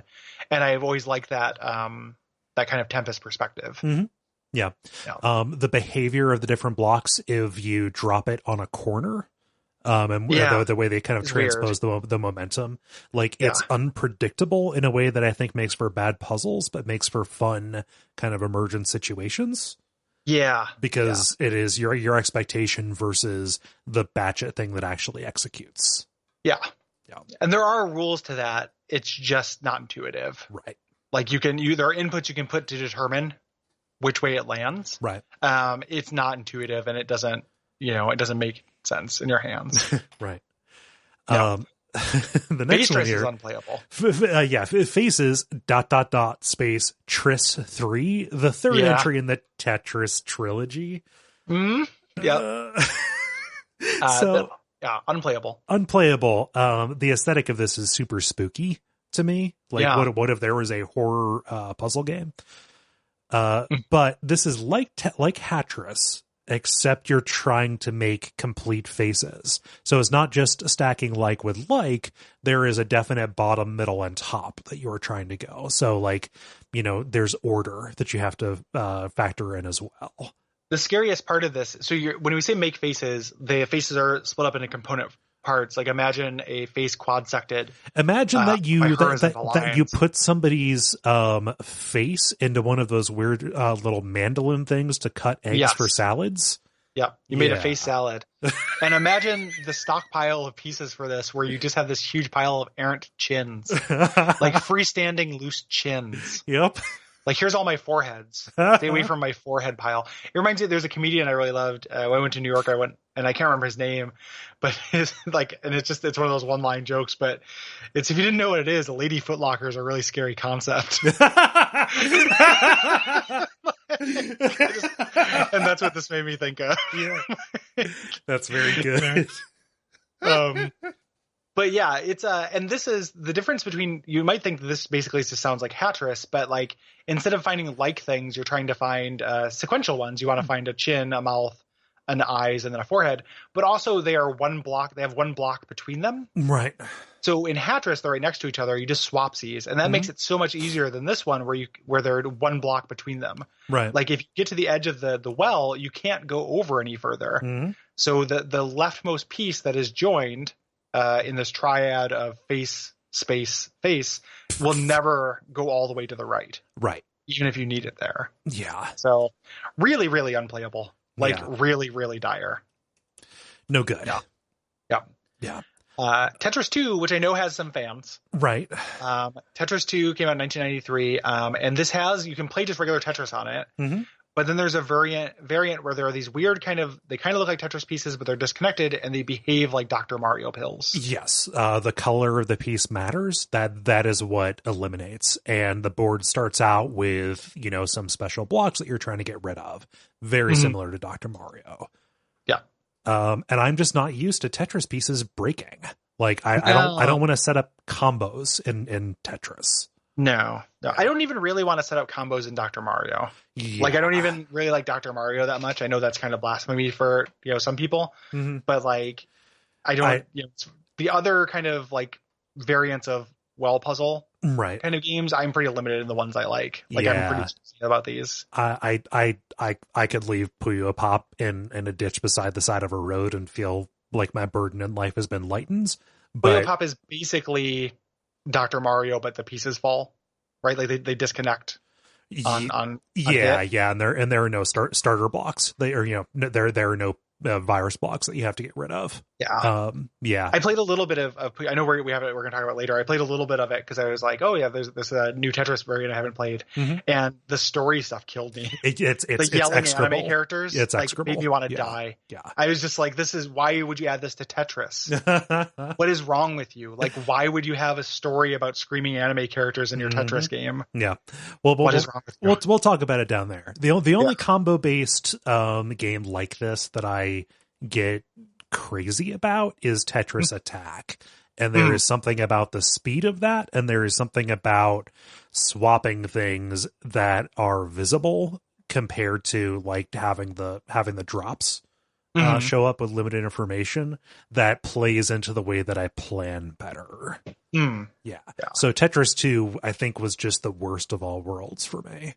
It was just like a primitive version of it, right? Yeah. Like, because there's that kind of time like, I love Luminous, and I played a lot of that Castlevania Symphony of the Puzzle of the Night or whatever. Which is a combo-based kind of falling from the sky thing. But Tetris 2 just didn't work for me, partly because it gains nothing from taking the visual language of Tetris. Like, it's only going to work against my assumptions, not for them. I'd rather have these just be totally different objects. Right. So I'm not, reading the visual language of Tetris as an instinct. Terror instinct. That comes later. Yes. So I had actually missed Wild Snake. I don't know Wild Snake. Wild Snake is actually, so this popped up in that video that I mentioned, other games by Alexy Pajitnov. Wild Snake is actually really good. If you want to look up a video of it here. So originally for the SNES, but there is there's a Game Boy version of it as well. You've got snakes who fall into the well. They're different colored snakes, and as they fall, you steer them left and right, almost a little bit like Snake. The video game Snake. And so you kind of control the way that they are, squiggled through the bottom of the well. Like snakes, eliminate snakes like them. So a green snake will eliminate a green snake if they touch. There are kind of like special snakes that will fall that do different kinds of eliminations. And you can set up chain reactions with them as well. So it is not strictly the Tetris, taking things as they come and solving it row by row. There's a little bit of like Puyo action, color match action to this, but it is it hit a lot of sweet spots for me, specifically in terms of like unpredictability and combo kind of stuff that happened, because when you clear blocks, like the snakes will continue in the path that they were facing. So you can like steer, set up a combo so the snakes are going to steer in a way that is advantageous to you. And I've said snake so much that it has lost all meaning. Yeah. Serpent. Yes. There we go. Wild serpent. Pajitnov is credited on this as like a special thanks or as the initial concept or what have you. And he's featured on a lot of the marketing kind of stuff, but it was developed by Bulletproof and published by Spectrum Holobyte. So the usual suspects. Yeah, it was really just at one point, like, Pajitnov was hanging out and he's like, what the snake but Tetris? And so on. Like, yes. Go with it. Yep. Make it. Put my face on it. Make it. What the sex but Tetris? I'm whereas 69 and I'm here to say, let's go for it. Like, Sextress. Yes, man, Sextress is really something. Yeah. So 3D Tetris is a Virtual Boy game. Yes. So if you're looking to complete that collection. And this is what it sounds like. You're filling up a cube with Tetris pieces in 3D. There's a game from 1989 called Blockout that does this. I think this is cool. Any of these kind of 3D variants that are not Tetrisphere, I'm into. Right. My mind works very well. There's the 3D Breakout game that I'm thinking about that is kind of like this, except it's Breakout. Like you move the paddle. No, was that like that was initially like a like a U-Force game or something, right? Yes. Yeah. I think I've always kind of like that kind of thing. Yeah. And this reminds me of that. I'm into this. I've never played it because it's on Virtual Boy and I haven't fucked around with Virtual Boy emulation yet, much to my chagrin. But yeah, this is cool. Yeah. Tetrisphere is incomprehensible. It's a game of Tetris played on layers around a spheroid shape. You can move pieces even once they're set, but only when they're glowing. There is a long tutorial with a tiny little robot with a mortar board that I was watching, and I just could not grok it. One of the common elements of like Tetris variants that don't work for me is that I find Tetris to be its intuitiveness to be like a huge strength. Yes. And I want to be able to sit down and just know it. Yeah. Maybe not know all the later strategies and stuff. Like I sat down and played Tetris 99. I just knew how to play Tetris. I did pretty well because I'm okay at Tetris when I first played it. Now it's full of like masters of the game and is unplayable. Right. But at the time, I did pretty well with it. Just knowing Tetris without knowing these advanced strategies. I want to be able to know the basic rules. Just from sitting down and looking at it. Right. Can I talk about some Kaizo Tetrises? Yes. This makes sense to talk about them here. So there are a couple of different variants that I saw that I ran into. The three of them that I think are interesting to me and they all experiment with taking away things that are elemental to Tetris, or generally they experiment with that, and to bad effect on purpose. So there is one where there is, or I guess there are four of them I want to talk about. Cambinos, which is a game that gives you multiple levels of polyominoes. Okay. So you start off with Tetris pieces, but depending on the challenge, the number of pieces per block can go up or down. Oh, geez. So it can become a thing where you get a 10-piece block or 10-block piece, which is impossible to place. But just like, Tetris only works if there are 4 blocks. If you fuck with that, it becomes bad. Yep. There are variants, these things called Bastet and Hatris, which are Tetris, except they mess with the algorithm and they try to give you the worst piece. Yep. And I think those are really fun. This is really, I think those, I kind all of those love, are great. I kind of love Hatris. Yeah. Hatris is very fun. Getting the worst piece, because at first, it sounds silly on its face. Like, oh, like I could probably do that. Just give me all the Z pieces, fam. I got this. I could, no, sometimes the Z piece is not your worst piece, my friend. Like they will give you, it's pretty amazing how it works. Yeah. Kind of cute is first person Tetris, which presents as playing Tetris on your Nintendo, but every time you rotate a piece, the screen rotates as well. So the piece always looks the same from your perspective. Yes. So the piece looks the same from your perspective, but the whole screen rotates. So in effect, it is rotating, but your controls change. So like if it rotates to the right, you have to hold right to drop it. It's nauseating. I'm sure. To play, because if you rapidly spin, the entire screen spins really rapidly, and none of their other rules are changed. So it's still just Tetris. If you could get over the interface thing, it just works. Yeah. But then my favorite variation, or the most creative one, I think, are various not Tetrises, which are Tetrises with physics. And if you add physics to Tetris, it doesn't work. Right. It's like that. I never cite NXKCD, but the vision of Tetris, but the bottom is curved. That's actually a game called Hell Tetris. Ooh. Well, and like the caption on that comic is hell. So who knew? Yeah, the comic could have inspired the game. There's a Newgrounds. You can go to Newgrounds and play Hell Tetris, which is that. Yeah.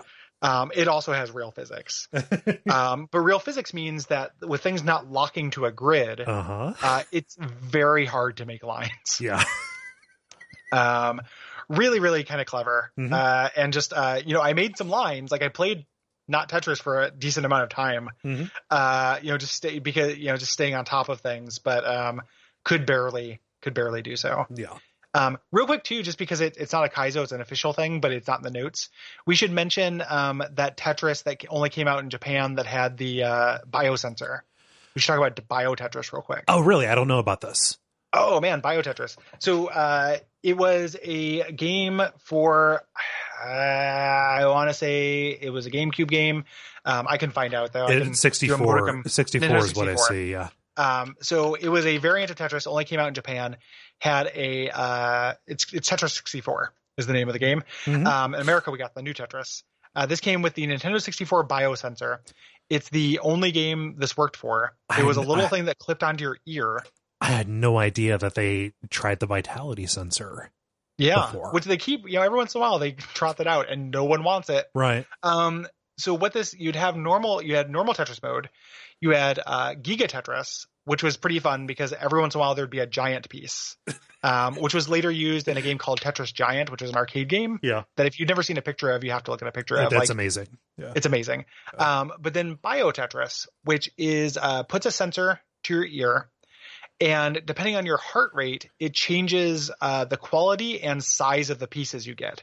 So this also will give you smaller or larger pieces. Right. And you can set it up so it's the more relaxed you are, the easier the game gets, or the more relaxed you are, the harder the game gets. Huh. So a lot of people who played it expected it to increase the speed, so they didn't think it worked. And then they actually found out, like, no, it's actually changing the piece placement. Yeah, that's I mean, I was about to say counterintuitive. There's no intuition to this.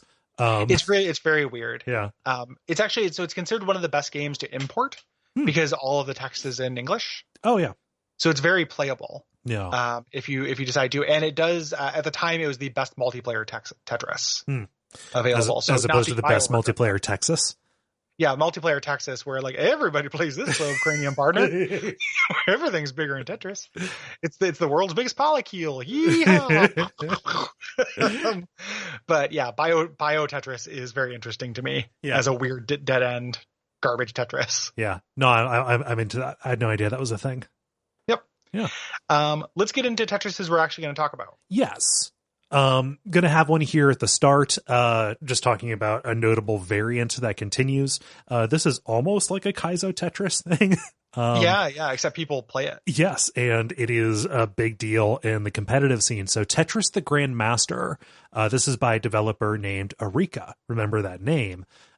This is a Japanese arcade game series. And it is considered to be extremely difficult, specifically because of its very graduated scoring system, and the way that it speeds up. The thing that ends up being a mark of pride or a matter, just like a matter for competition, is the ultimate version of this, which has near instant drops. And when the pieces hit the bottom, when they lock in, they turn invisible. Yes. And which is apeshit. You don't win this, you just survive it for 2 minutes, and it says you are a Tetris Grandmaster. Yeah. Pretty neat. Yeah. Like the idea to become a Tetris Grandmaster. Also, the most famous thing about this to me, or the thing I noticed the most, is that one of the entries is called Terror Instinct, which I just think the idea of Tetris Terror Instinct is very funny. It's incredibly good. It's one of my favorite titles. Yeah. Yeah. So, I don't have an awful lot of experience with these. I fired up a MAME version of it. It's fun. I think you have to do something to unlock the terror instinct or whatever that mode is. But I like an arcade Tetris. The Atari one's really fun. Yeah. Let's talk about, so we kind of have Tetrises that we wanted to bring to the table. Yes. In this specifically, the first one that is this is my favorite Tetris is Tetris 90, the new Tetris came out in 1999. This was the United States Nintendo 64 Tetris. Yes. And the two major, so this is the game that introduced the hold function, which I mentioned. I don't think this makes things too easy. I think it adds a lot of strategy. Yes. Do you choose a long piece because those are very useful for score, or do you grab a T block because T blocks are incredibly versatile and can fit almost anywhere?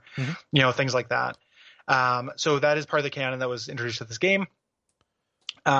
It also made wall kicks pretty easy and rewarded spin moves. Right. Which is cool. You had been able to do T-spins as far back as the NES Tetris and maybe even before. It was, kind of debatable whether or not it was considered cheating, but they were technically possible. Here was them, this is a Pajitnov endorsed joint. This is the Tetris company looking and saying, all right, let's actually reward this behavior as opposed to just kind of letting it happen. Yeah. This had a 4-player versus mode, which was the mode that I played. So this was the game that was in when I moved out from my parents' house. This I've mentioned many times. This is the game that brought down the GPA of the entire house, by a point on its own. Yeah. Because people would skip class because we were playing Tetris all together. The biggest thing, though, the thing that I think is actually this has shown up in a couple other variants, but surprisingly few. Yeah. This is really, really good, is by adding this side goal where you create 4x4 blocks of pieces. If they are light colored, it creates a gold block. If they're not light colored, it creates a silver block. So if you take, 4, square pieces together, that'll make a gold block. If you take 2 of the L pieces, like a J and an L piece, a square block, and then put a long piece over it, that'll make a gray block. Yeah. These solidify, and when you clear lines that have part of them, you get a score multiplier. Right. So what this does is put you under a constant state of giving you a motivation to not make the optimal play to keep your board clear. Yeah, it is tempting you away from maintaining your play level. Yes. Yeah. Which I think is, the amount of added friction I want to be, I want in a Tetris anyway. Mm-hmm. But multiplayer, it's super cool because you are going for score. Like the person who wins is the person who gets the highest score. Yeah. We have definitely had games happen where the person who lost first ended up still having the highest score. Right. Because they, tempted fate too many times with gold blocks and then, let their well get out of control, died. Other people who were playing it more safely still died, maybe 45 seconds, a minute later, but did not play the meta game as well. Yeah. And ended up like losing the game. I just think this is a really elegant addition to Tetris that is also entirely optional. If like you don't want to play this way, this just plays like regular Tetris. Yeah. It doesn't take anything away. Yeah, so I'd never played this before you had mentioned it. I never thought that there would be anything special about it, but you've been talking about this for a few years, and so I fired it up. Almost a decade. It's been like a decade of me talking about the new Tetris as an example of cool things on this program. Yeah. So no, I didn't just play it for this episode. It's really good. I just wish I didn't have to fire up a Nintendo 64 emulator to play it.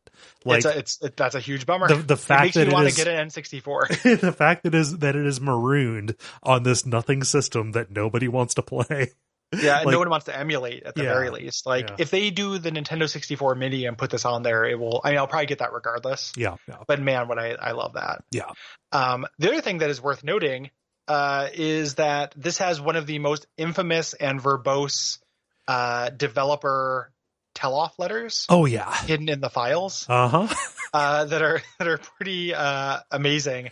Yeah. Like the three coders mention who they are, and then there's this little no one else did dick. Fuck all for the code, so shut your fucking traps. And then there's a series of rants about what it was like to work with people and what the guy likes or dislikes, which is so like weird and quaint. Yes.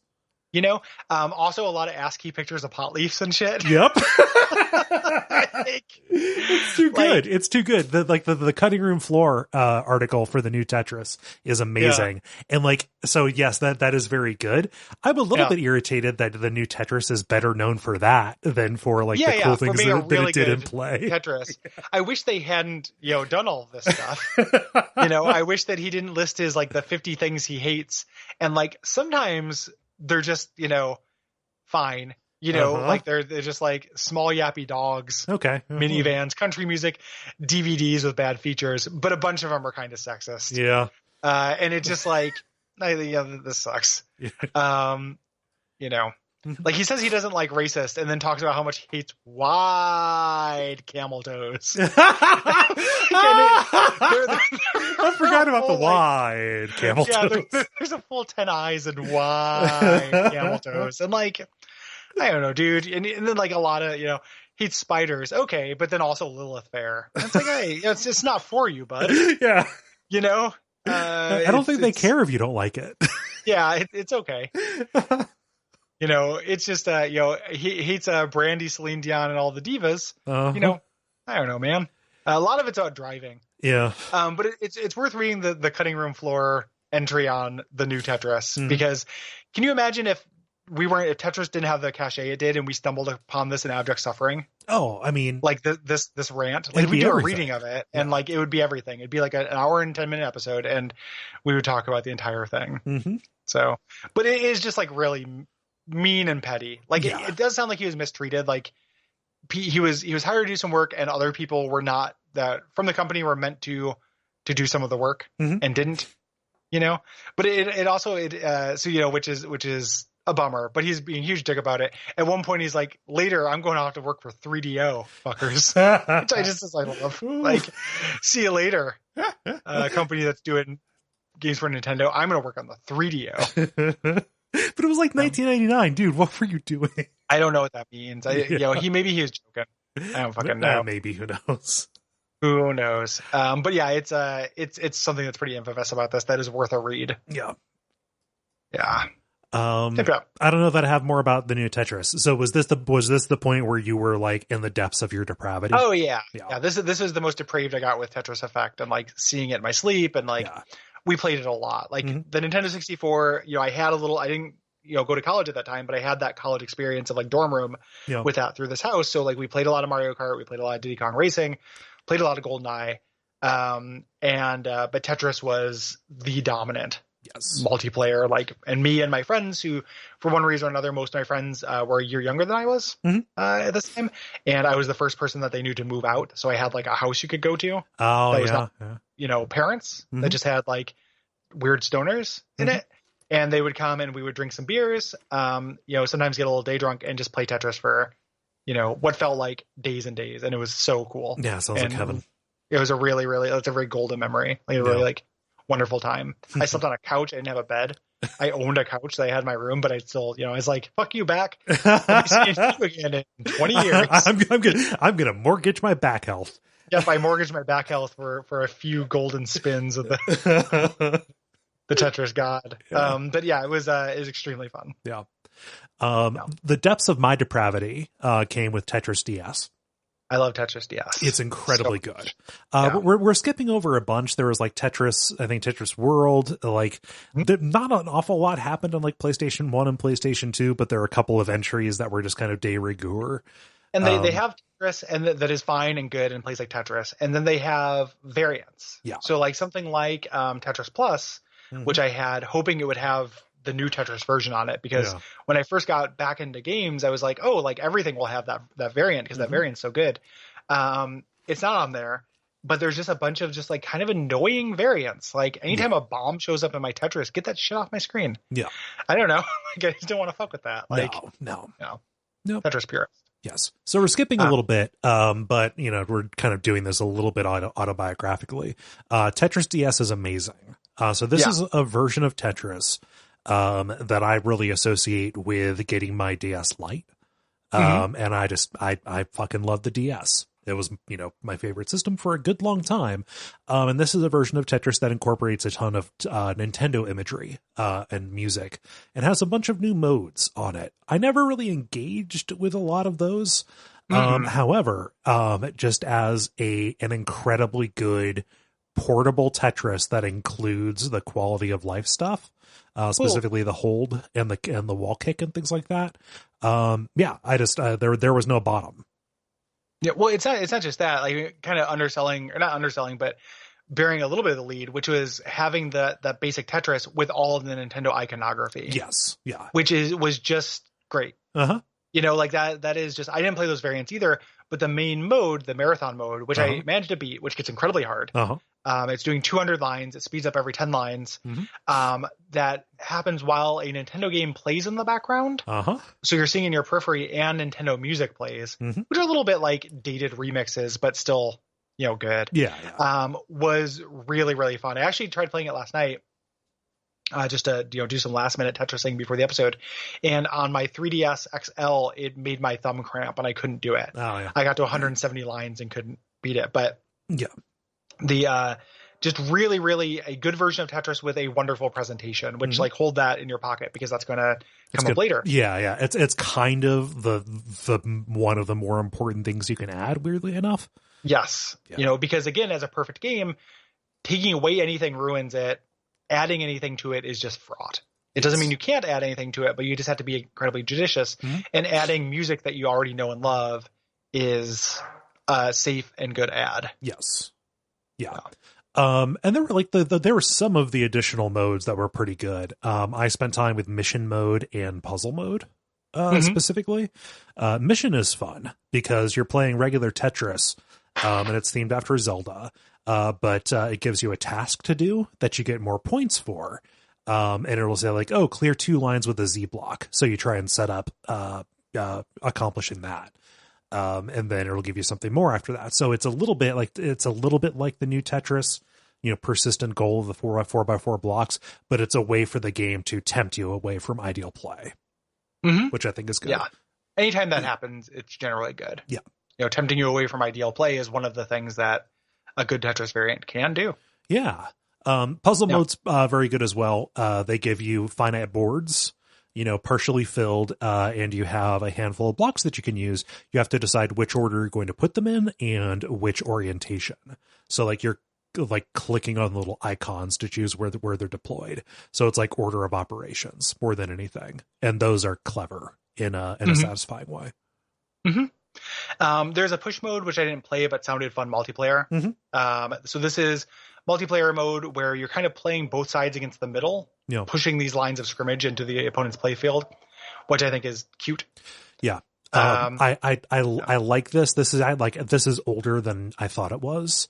Like there were variants that were made specifically for psychological and community research that use this exact same scheme. Like this is how they fit Tetris on two players of Tetris on one screen. I generally in multiplayer prefer throwing garbage lines, but this is neat. And it's themed after Donkey Kong. Yeah, a lot of these have the theme. I didn't really know that the other modes had the themes. Yeah. Because in the main mode, in the marathon mode that you play, it starts as purely Mario themed, and then only once it gets crazy do other Nintendo franchises come in. Yeah. And that was a very delightful surprise to me. I just didn't know it was going to happen. Yeah. You know? So, these do have these other modes, though, so you get to see this other iconography. So, for some reason, you care about Donkey Kong. Yes. There you go. Catch mode is neat. Like, this is a little like New Tetris. It's Metroid themed. You start with, a little block in the center, and new pieces will fall from the top. You have to move your block around. You're trying to create a square so you can activate a bomb to destroy Metroids. Think of it like radial Tetris almost. Yeah. Yeah. And then touch mode, which is a little bit like Pentomino. Yeah. Puzzles, but just kind of dumb, and also need to use the touchscreen because DS. Yes. Yeah. Garbo. It was still really great version of Tetris. Was really rare for a little while. Yeah. Remember that? Like, it used to be hard to find, and then it's not now. Yeah, I don't know what happened if they did a second printing or what, but yeah, I have no idea. But for a little while, this was very expensive, and then it became easy to find. And it's, when I go on airplanes, I pack up like just 3 or 4 DS games when I decide to bring my 3DS, and this is always one of them because it's very, very playable. So there are a bunch of mobile versions of this that kind of came from EA or Ubisoft. Things on iOS, and Android. Yeah, basically, which is a weird fit.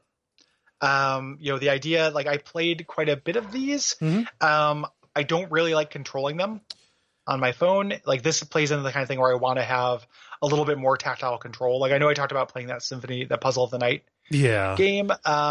But I think that my standards have just kind of increased with this. That was in the early 2010s, and now I just don't have a whole lot of time for this. I feel like it's also like weirdly tiring. I don't know if it's because I was playing it on the iPad in bed or whatever, but like holding my hand out and sliding it left and right just didn't really work. I have a lot of good memories of playing the official EA mobile version on my LG chocolate phone in 2009 or so. A lot of productivity was lost to that. But yeah, the majority of it is the only one like that I feel is worth mentioning is Tetris Blitz, which is actually kind of good because it does change the control scheme. Instead of like dragging stuff left and right and tapping to rotate, it just shows you different places and orientations where your block will fit in the bottom of the well, and then you just select where it's going to go. You're still playing against time, like it is dropping as it goes, but like you're just making decisions as opposed to maneuvering everything. And the blitz part of this, you're playing for score within 2 minutes. So like it is designed to be very digestible. The problem is it's EA mobile. So there's an awful lot of like pay coins for power-ups kind of stuff. Yeah. And can you even still play it? Like, is it one of, yes, cause I played it today. Okay. Cause there's so many, of these like Tetris variations, like EA, related things that went away. Yeah. So like there used to be just a straight up EA Sims, that was just a Sims game, and now it's all this like Sims weird free to play. Yeah. Mode. Like they get rid of their old versions and replace them with new ones. New worse versions. So that happens. Yeah. So not a whole lot for me. Ubisoft eventually got this license, made a game called Ultimate Tetris, which people do not like. Yeah. It's super buggy. It only had a digital release. And because it had exclusivity for this, other versions of Tetris had to be pulled from stores for a little bit. Yeah. People are mad at Ultimate Tetris. Yes. With reason. Uh-huh. With reason. With reason. Yep. But that's kind of what happened between 2006 and 2014. We recognize that there's time jumps. We are not trying to be exclusive. Right. Inclusive. Yeah. Exclusive. We're not trying to cover everything. Right. We're not intentional. If we skip Chinatown there for a minute, like this product's inclusive, slap, inclusive, slap, inclusive, slap, exclusive, slap, inclusive, slap. Yeah. There's a gamer comic about the Epic Store. I just wrote. Yeah. For it. Yeah. Nobody steal TM. Yeah. The next one, this is my favorite, even with all of its failings. Puyo Puyo Tetris, released in 2014. I got it on the Switch. It's really, really good. It combines Tetris and Puyo Pop in every way you could think of. Like, you can play both games head to head, throwing garbage blocks against each other. You can swap between them mid-match, which is just enough Puyo Pop for me to enjoy. And there's a kind of fun hybrid version. The reason that I like it so much is because, like, just the basic Tetris is probably the best, most polished, fully featured that I've seen that is available today. And I'm willing to look past the terrible aesthetic to get to that. This was, because I played this because I knew we were going to talk about it. Yeah. I picked up a copy of this, and because I was like, what's the worst thing that can happen? It's Tetris. Yeah. And this is what I'm not just saying this to, because there are things I like about it quite a bit, like the mode where you swap between the boards, like at a regular interval, you're playing two different games. Yes. Is strangely compelling. Like, it's like, because like you can be doing really well. Like, I didn't really know Puya Puya very well, and I don't tend to like Mean Bean. Dr. Mario likes. Yeah. Not that much. So I would be doing pretty well at Tetris, but then every once in a while it's like, oh God, like I'm back in the Puyo Puyo sphere where I don't know what to do. Yep. Which was really fun. Yeah. But this, so some of those modes in Wireframe I did like, but this taught me that like presentation, this and revisiting Tetris DS, taught me presentation is a huge part of what makes me like or not like a Tetris. And the presentation here is literal hell. It's hell. Like, it is just, it's not just, it's very much a stereotype for me to be like, oh, I animate bullshit. It's not like just like normal anime. It's especially pungent. It's very pungent. Like, it's really extreme. Story mode, 18 different characters to choose from. Like, I don't need why am I choosing characters and like, so like, it's just very offends the purist in me. The secret way to play this, and this is how I do it. They include something where, like, before you even like press start to get to the main menu, like, there are 3 buttons you can hit. One is Puyo Puyo, the other is Tetris, and the other is Puyo Tetris. You just press that button and it drops you into the game. Like, you still have an anime girl screaming if you get a Tetris or whatever, but you don't see you don't see the there's like no story. Yeah, there's no story or anything. It is just 150 line marathon, which for me is about 8 minutes of really dependable play, and then I can put it down. Like, you don't have to engage with anything except a very, very polished Tetris game that has, again, all these quality of life features. It's on my Switch, so like, I always have it with me. And all you have to deal with is somebody shouting "solved" when you get a Tetris. Yeah.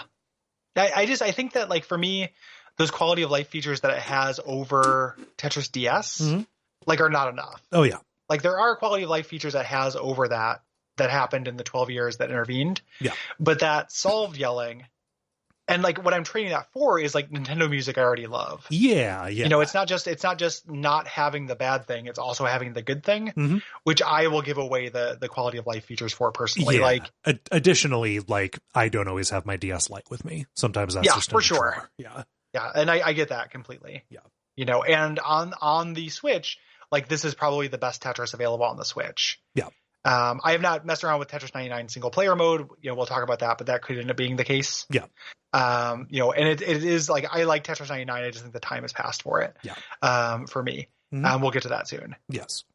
So yeah, this is the Tetris is good. Yeah. Like, in this, it's got a high quality Tetris thing hidden under a bunch of Poyos. Yes. and then a bunch of like weird, exaggerated how to draw anime the anime way. Yeah. Barnes and Noble book characters. Yeah. It is possibly the most I have liked the mechanics of something while despising the aesthetic. Yeah. The aesthetic is very rough. Yeah. And check it out for yourself. You might just like this. Different tolerances. Totally different tolerances. For me, it's not even, even the Mario-ness of Nintendo DS, which I really like because I already like that. If that was just like generic characters and not music that hit any nostalgic thing, I would find that a little bit offensive because, again, Tetris purist. Like I really want, and then we're going to talk about something that has a huge aesthetic quality to it, but I don't want to have things yelling at me. Yeah. Like to me, Tetris is, and this also kind of plays into my general ambivalence in 99, which is the last thing we're going to talk about today, is that Tetris is a solitary pursuit for me. Yep. That is, even when it has bumpin' Nintendo things, is somewhat meditative, which is why, the Tetris effect is so important to me. Yes. And, but Puyo, I'm happy to have Puyo Puyo specifically for the, Switch. Yeah. Just to have a Tetris on there. And if you're not looking at the little characters or whatever, it's a really pretty game, Yeah. Yeah. The colors and stuff, it looks good. Yeah. Other than anything with eyes. Yeah. When something has eyes, it gets ruined in that. So. Yeah. I can't stand the potatoes. Yeah. Let's talk about Tetris Effect. Yeah. What a fucking revelation, Gary. See, this is one of my favorite games that came out last year. This is so good. It's like, it was in my top 3 or so last year. So this is a PS4 only game, so a lot of people can't play it. That is because it is makes heavy use, is largely used for the PSVR. Right.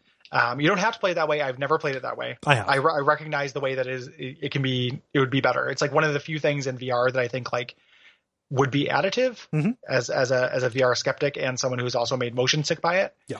I don't think I'd be motion sick by this. No. And this was made in part by Tetsuya Mizuguchi, the guy who made Rez. Yes, Rez and a perpetual, request on WoF. Yes. Yeah. And Luminous, right?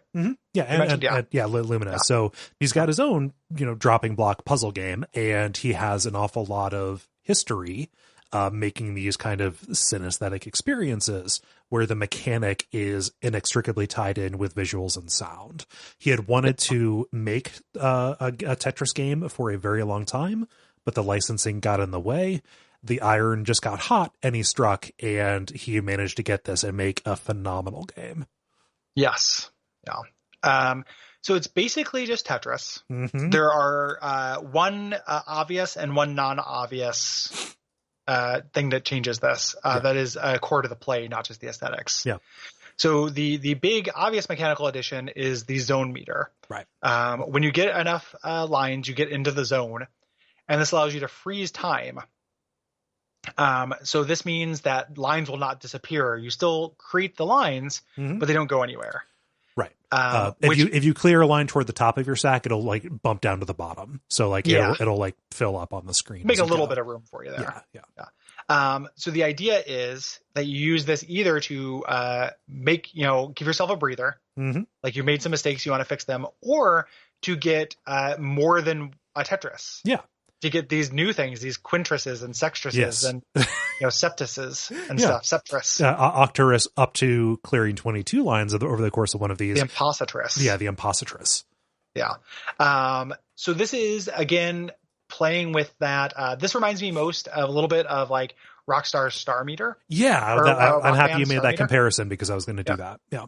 Where it's both to, if you're just trying to get through a hard thing, putting on Star Meter makes it very hard to fail. Yeah. Because you get enough points for every note you do hit to keep you going. But if you're doing really well, you can put on Star Meter to maximize your score as well. Yeah. And this presents that same kind of risk and reward. A very interesting trade-off that I will always welcome in games. Yep. Love it. Yeah. The bigger thing to me that isn't advertised that I just like cannot get over how much it adds to the play is variable pace within a board. Yeah. Having something, it's not just like things start slow and get hectic. Like some things start hectic and then calm down and then get hectic again. Yeah. And not always more hectic, sometimes less hectic than it initially was.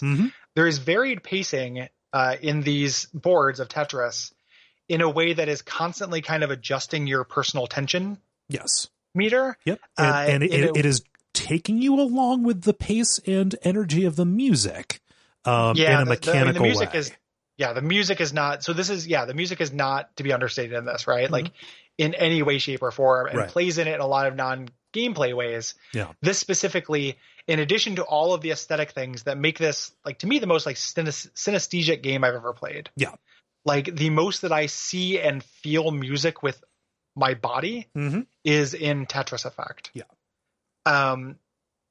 But you're literally changing that pace of the music while all these other things are happening. So every move you make in Tetris Effect is tied to a sound that fits into the soundtrack in a way that feels like fucking wizardry. Yeah, it's not sound so it's good. not on the rhythm, and you would think that would be a fucking disaster. No, not everything is like ambient where you can just have little sparkles on the move. Like sometimes you are doing drums, but like it just makes sense the way it fits in. I don't know what happens.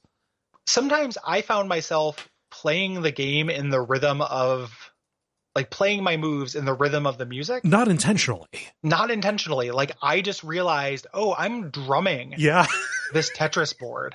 How the fuck did that happen? Like I'm literally just like, every piece gets turned, if I need to turn it, I turn it a number of times to fit the end of this melodic phrase. Yep. So even if I have to turn it once, if that doesn't sound very well, I'll turn it 5 fucking times. Yep. And then drop it at the end of the 8. And then horizontal movements, guess what? Those have different sounds attached to them as well. I will intentionally overshoot where it needs to be so I can adjust it back so it can complete the fucking phrase. Yeah. It does this feels like, Tetris doing things to your brain has been forever a part of Tetris. Yeah. This is the most it is. I have like been like, whoa, this is doing something to my brain. Yeah. Like there is a reason why this is a big game for doing some drugs and hanging out. Because it already has that experience kind of built into it. Yeah. I mean, I don't mean to be a repeats a tweet guy. So I got this game and I played it and I thought that it was like a harder variation on Tetris. And then I sat down to play it for the show and I realized, oh, that's not the case. I just never played it sober. Yeah. Yeah. like previous to this, I had only played it while high. But it was still incredibly enjoyable while sober, just in a different way. It's I have not played this high, even though everyone, because it's going like whenever I get high, I just immediately go to sleep. That's right. The purpose of the drug for me. Yeah. And I have had like what feels adjacent to, without overstating it, like a mind-altering experience. Like people have talked about online, like talked about crying, like when they got to the end of this, which I didn't cry. I don't cry very easily from media, but like I can kind of see it. There's a catharsis to it. Yeah, completing the game and the song that plays in the last stage, which is the song they used in the trailer, that is a song with vocals in a game, which I think is extremely dicey. Yeah, no. I was like, you were talking about the Slack, and it's like something about all of those JRPG ending songs like turns everyone into a Celine Dion fan or something. Yeah. Like everybody is just like, oh, I actually like the blandest female vocal pop that ever existed because it happens at the end of Final Fantasy VIII. Right. Give me a break, right? Like, but this song, like, right, wrong, or whatever, like just works for me. Like I think it is just like a really great, like kind of sweet pop love song. Yeah. That has like the big drum hits that I want to move Tetris pieces to. Yeah. And completing it and having, the kind of whoosh and all of the sound effects and stuff was this like, whoa, kind of experience. Like I had an emotional reaction to it, even if I did not like break down weeping or whatever. Right. I reached a different valence with it. Like full body goosebumps. What felt inside, what felt like it was inside and out. Yeah. So the visuals are also incredibly good, and they're linked to the pace of the music and to the course of your play. It will react to line clears. It'll react to drops. There are different themes, and the themes of different kind of stages. I think there are like 20 or so of them. The visuals match the music. This is incredibly good in PlayStation VR. And for me, it is the kind of the ideal game for that, because no matter what, you are still focusing on a Tetris board that is right in front of you. All of the interest is happening in the periphery and around it. And as you turn your head, like the Tetris board kind of always stays there, but like, you know, you're kind of seeing this exploding light show to the side and behind you. And when you clear a board, when you pass a stage, you are rushing down this black hole star tunnel to get to the next one as the new world builds around you in a way that, you know, I feel like if I talk about this the way I feel about it, it sounds like marketing copy, but it is the most immersed I've felt in a game, you know, probably ever. For something that is entirely abstract. Yes. You know, like you're seeing like representations of things, like there'll be like themes for the levels that are real things that are not abstracted, but it still ends up being incredibly immersive, even though you're just doing Tetris, like you're moving Tetris pieces. Yeah. Really phenomenal. Like there's a thing, there's a game me and Will talked about on a Patreon bonus episode called Ape Out, which is kind of like Hotline Miami with Melee and everything is. I fucking love Ape Out. It's so good. I didn't know you guys did an ep on that. I want to love Ape Out more than I do. Yeah. I love Ape Out. I thought it was really fun. It didn't keep my attention as long as maybe it could. Yep. But it does that. I was going to mention the music trick it does. Yeah. By tying everything you do in that to a jazz drum. Yes. So when you're playing a jazz drum solo. There's a stage in Tetris Effect that does it with jazz piano. Yep. And if you don't think that's harder to make sound good, you don't know enough about music. You don't. And it is way harder to make that sound good, and it sounds awesome. Yeah, I was playing this. I was like, oh, they managed to get me to like groove out to Anything Can Happen jazz. Yeah, exactly. And it just by making me control it. Yeah. In this way that's very intuitive. Like. Yeah.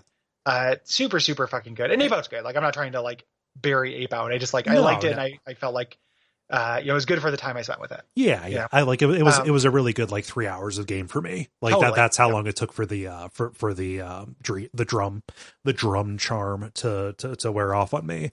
Yeah. So those individual level themes, like, you know, not each of them knocks it out of the park. They broadly fall, like, you know, there are some that are just in categories where like, oh, this is aquatic theme and they're going to be star mermaids that swim around, you know. Yeah. I tend to prefer any of them that are like mechanical. Like the one with the windmills, I think is one of my favorite, or Orbit, where you're in kind of the, where you're in space and some of the music cues are like little bits of astronaut chatter over radios and things. That's really great. Yeah. But yeah, so they, you know, some of them are pretty similar. Like there's a lot of like, oh, this is like travel drums, and that's fine. Yeah. I mean, yeah, they're not all hits, but they also, the pace of play, like when you move on to new ones is quick enough that like you never really get time to get sick of any of them. Yeah. Yeah. You know, you just, you move on fast enough that it's like, okay, well now on to the next thing. I get to see the next thing as it arrives. Just really like kind of a triumph. Like, you know, like I said, one of my favorite games of last year. And if it were on the go, like it wouldn't work as well because you'd have a tiny screen. It wouldn't have the full immersive effect, but it would be my favorite Tetris if I could take it with me. Yes. Like that's the only thing that gives like Tetris DS the edge for that, or new Tetris, which you can't take with you, but has a special like memory for me. But I think this is my favorite Tetris kind of overall. I just wish that I could play it everywhere and not just glued to my PS4. Right. Just really, really, really something else. Yeah. It kind of needs to be played to be believed. Like a lot of people were very skeptical about it when it came out because it came out with a full price tag. Yeah. And people were like, I can't spend $40 for Tetris. And I totally get that. Yeah. And I wouldn't have played it when I did if it wasn't for like a sale. Yeah. Like I think we both got it about the same time. You said, oh, this is $20 and we're probably, you know, I would like to talk about this on WAF sometime probably. Yeah. So. Yeah, grab this because it's good. And it just, I'm would not have felt bad if I spent $40 on it. Right. Like it still would have been and I've only played it twice. Like I played it once when I first played it and played it for the show, but it still was so affecting that like it's worth that to me. Yeah, I feel like a dipshit when I talk about it because it's an awful lot. It feels like I'm describing a dream or something. It turns us into shitty Enya hippies. Kind of, you know, like we're just, you know, talking, but it is just, you know, I don't know. It had like an emotional effect on me through non-narrative means, which is very special. Yes. And also as somebody who my heart is generally pretty resistant to that. Yeah. It was cool to experience it. Also cool in a different way and like almost entirely opposite. The exact opposite is Tetris 99. Yeah. So if Tetris Effect is transcendent, Tetris 99 is workman. Is workmanlike. Yeah, in a lot of ways, but it's also like the idea is very, I would say it's more like Tetris Effect is like this moving, cathartic, emotional experience. Yeah. And Tetris 99 is this cutthroat, Yeah. intense, throat slitting experience that you have. So I thought it was a joke when they announced it, when I saw when I saw the headline, because, that is, 2018, 2019. Easiest joke in the world. Yes, nothing is real, but also easiest joke in the world is so-and-so is a battle royale game now. Yes. And all of them will actually happen. So all of the jokes you're making will eventually happen. I'm sure right now you can play a Flash version of Tic-Tac-Toe Battle Royale on somebody's thing. And it's like, well, I am desperately praying for this to end as a thing, not for the joke, but I just don't want to, solitary experience game. I don't want to play against these people. Right. But I did play a decent actual chunk of Tetris 99. Yeah. So this is basically, as we mentioned, Tetris Battle Royale, developed by Eureka. Mm-hmm. And you play against 98 other players. Instead of, space whales, like in Tetris Effect, in the periphery of your screen are all the other players' boards. Yes. These microscopic little representations of what's going on their screens. Mm-hmm. Yeah. And as you clear lines or do T-spins, you send garbage to other players. Yes. And other players are sending garbage to you, which, gives you less space to work with, brings you closer to topping out. Yes. The strategy here, so you want to be the last person standing. You want to be number one. Mm-hmm. The game speeds up at 50 remaining players and at 10 remaining players. Right. The strategy is based on when you can choose who you're targeting your garbage at. You can choose random, which just sends it to a random person, unlikely to make you a target, but unlikely to get very many kills. Right. You can do whoever's attacking you, which is hopefully stopping the attack. Yes. That's the goal there. You can choose badges. So this game has no tutorial. Like, it doesn't explain how to play itself at all. I ended up having to look up strategy when I was playing it. The way badges work is that when you kill somebody, you get a badge. And when you get a certain number of badges, your lines are more powerful and you send more junk. Yeah. And when you kill a player, you inherit all of their badges. Mm-hmm. So you can decide, I'm just going to go for the king and I'm going to get faster. And I'm going to become the king. Yes. Because I'm going to get all their badges. Right. Yeah. Yeah. But you're fucking with people who are really good at the game, probably, because they've already got some ears on their necklace. Yep. And you can go but they're only going to get better. Right. Or you can go for kills, which targets people who are close to dying. So you can just kind of gain your own badges. Yeah. Gain your own badges and, weed the floor a little bit. Yep. Yeah. When you're flipping through those, you're doing it with the right stick while you're playing, while you're managing your Tetris well. Yep. So you don't do this it's not a separate thing. Right. You do it at the same time. So it does have a little bit of that, like, pulling you away from perfect play stuff that I like. Yeah. Hilariously, they also give the ability to individually target, move a cursor around to select somebody's board to say, hey, fuck this guy in particular. Yeah. I don't know. There's the fifth option, which is target Carl. Yep. And whenever Carl's playing, you can just target Carl. Yeah. But yeah, that's part of the strategy, is deciding which of those options you want to do while still, playing good Tetris and dealing with the garbage that gets sent your way. It's really hard to play now. I had a good month with it after release before everybody got really good. You level up as you play, but it doesn't feel like that kind of affects matchmaking at all. Mm-hmm. I look at the levels of the people who, on the leaderboard or what have you, and they run the gamut. It's not like low stay with low and high stays with high. Yeah. And just anecdotally, I was more competitive at this when I was playing it when it first came out, before now, where it feels like they've done multiple tournaments. Yeah. And people are too good at it. It feels like a Counter-Strike issue to me.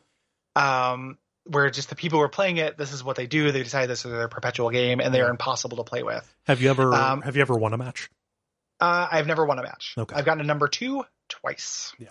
In the first month, I felt like it was a success if I got in the top 15. Now it feels like a success if I get into the top 50. Yeah. It feels much harder to me now. Yeah.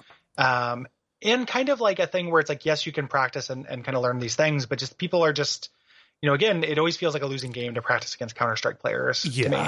Yeah. Or StarCraft 2 players, or whatever. Insert your competitive multiplayer game of choice. Yeah, you just play with your friends, and I can't get together 98 of my closest friends to play a LAN version of Tetris 99. In the world's biggest basement.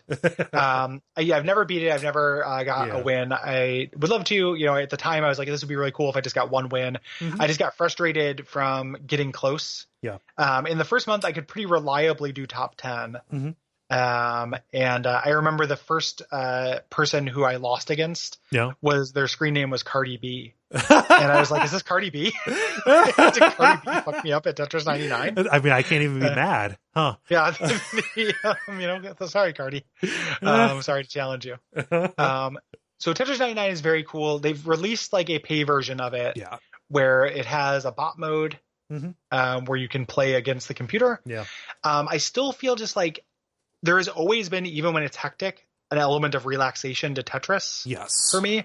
So like 99 and Effect make this like really interesting pair where one of them leans into the things I care about with Tetris, which is presentation that is non-intrusive and good, but handled really carefully. Yeah. And kind of a relaxive meditative flow state. Yeah. And Tetris 99 always feels to me like a miserable scramble to like try to survive. Yeah. Which is not, it's what I go to video games for sometimes, but never what I go to Tetris for. Right. I think it's kind of, it's kind of a marvel that they managed to bottle up that feeling of battle royale drama, as the field gets more constricted and as the stakes kind of become higher, when you leave yourself, kind of exposed to, to the best and brightest who were in that round, I've played more battle royale games than you, but slightly, I played like PUBG a little bit and stuff like that. And that is the thing that I think is good about those. The fact that they were able to capture that in Tetris of all things, I think is a remarkable bit of ingenuity. Like whoever decided to make that combination and made it work. It's a brilliant idea. Yeah. Yeah, absolutely brilliant. And like really, really, again, similar to how Tetris Effect kind of has to be played to believe. Like this didn't make sense, and then you play it. It's like, it totally makes sense. And I think this will pave a way for a lot of different battle royales that people did not think would make sense. Like that. There's actually we're recording this during E3. Devolver's putting out a thing that looks like Human Fall Flat battle royale, basically. Which I watched it. It's like, oh, this is the most Will Hughes game I've ever seen in my life. Like this combines his, predilection for competitive play and his love for big, dumb, doughy people doing things foolishly, in a way that is like kind of amazing. Yeah. And like, it's this formula, like I said, when I'm saying I'm praying for it to go away, it's because I don't like playing competitive games. Right. You don't want it to replace a version of something else that you enjoy. I don't want Arcane, they're making another single player game, but I don't want the next thing they do to be Dishonored, Battle Royale. Yeah. I don't want Prey Battle Royale. I want to be able to play these games by myself. Yeah. But I am really impressed with that creativity. And I think this did really pave the way for, you can do anything like this, really. Just more experimentation. When it felt like, just in X number of first person or third person battle royale games, those just feel incredibly safe and kind of samey. Yes. It's good that somebody with deep pockets, Nintendo, decided to take a chance and experiment and show that the water's fine, come in and, have some new ideas. It's good. Yeah. It's a brilliant idea. It's not enough to replace the thing that I want to play Tetris for. I think we're both really similar in that regard. I want it for 10 minutes of meditative focus. Yes. And then to put it down. Yep. Yeah. And that's not Tetris, but that's what we're going to say about Tetris. Yes. The Tetris contains multitudes. There's a lot more to Tetris, but that's our tight 2 hours on Tetris. So thanks again. Big thanks to Doug for Puzzle Month. Yeah. Our penultimate theme month. We really do appreciate it. I think it's been a really fun month. Yeah. With fun episodes. Yeah. If you have things to say about Tetris, if you are hearing this on early release, you have a day. I think so. Yeah. You have one day. It's always the 15th of the month. for Watch Out for Fireballs, hit us up at Duckfeed.tv/contact. Yes. You are a month early, though, if you have things to say about the games we're covering for 3D Platformer Month. Yes. Previously, we had announced a different order for this, but the order we're doing is A Hat in Time, Psychonauts, and then Mirror's Edge is our premium episode. Yes. We wanted to make sure that we gave Cole plenty of run-up and time to buy a second, like a honey bucket for his living room for all the vomit. Yeah. My house didn't have a basement. Instead, what I did, I put in a basement, but it is just for the vomit. For me being motion sick at Mirror's Edge. I don't know why I said yes to that. There's a couple random holes in the floor. Yeah. They're just for this. Yeah. It was similar to how a castle would have like holes to pour oil on intruders. Well, what I did was I went to one of those companies that installs central vacuum into houses. It's been hard to find any of those since the 90s, but I just had them do that, but with my motion sick leavings. It'll be fine. I just need to play it in short bursts. And it's a fun game. I remember liking it. I've never played it. It's on the list of like, kind of modern classics. Yeah. That has been on the list of things I've not played and I've always wanted to. So we mentioned premium episodes. This would have been a premium episode, but it makes no sense to do that with Tetris. So if you're a patron or if you're interested in being a patron, you can get a whole new episode about the adventures of Lolo, kind of a fourth addition to Puzzle Month. Yep, another type of puzzle. Yes, kind of articulation of that.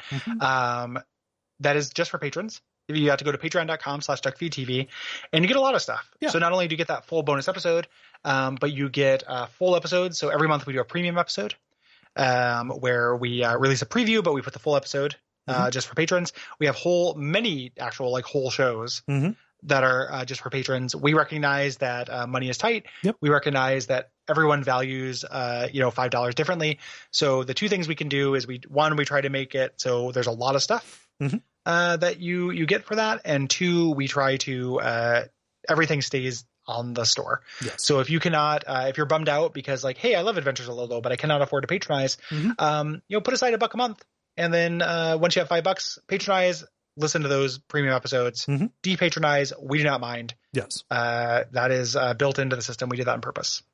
So ratings and reviews on Apple Podcasts are very useful as well.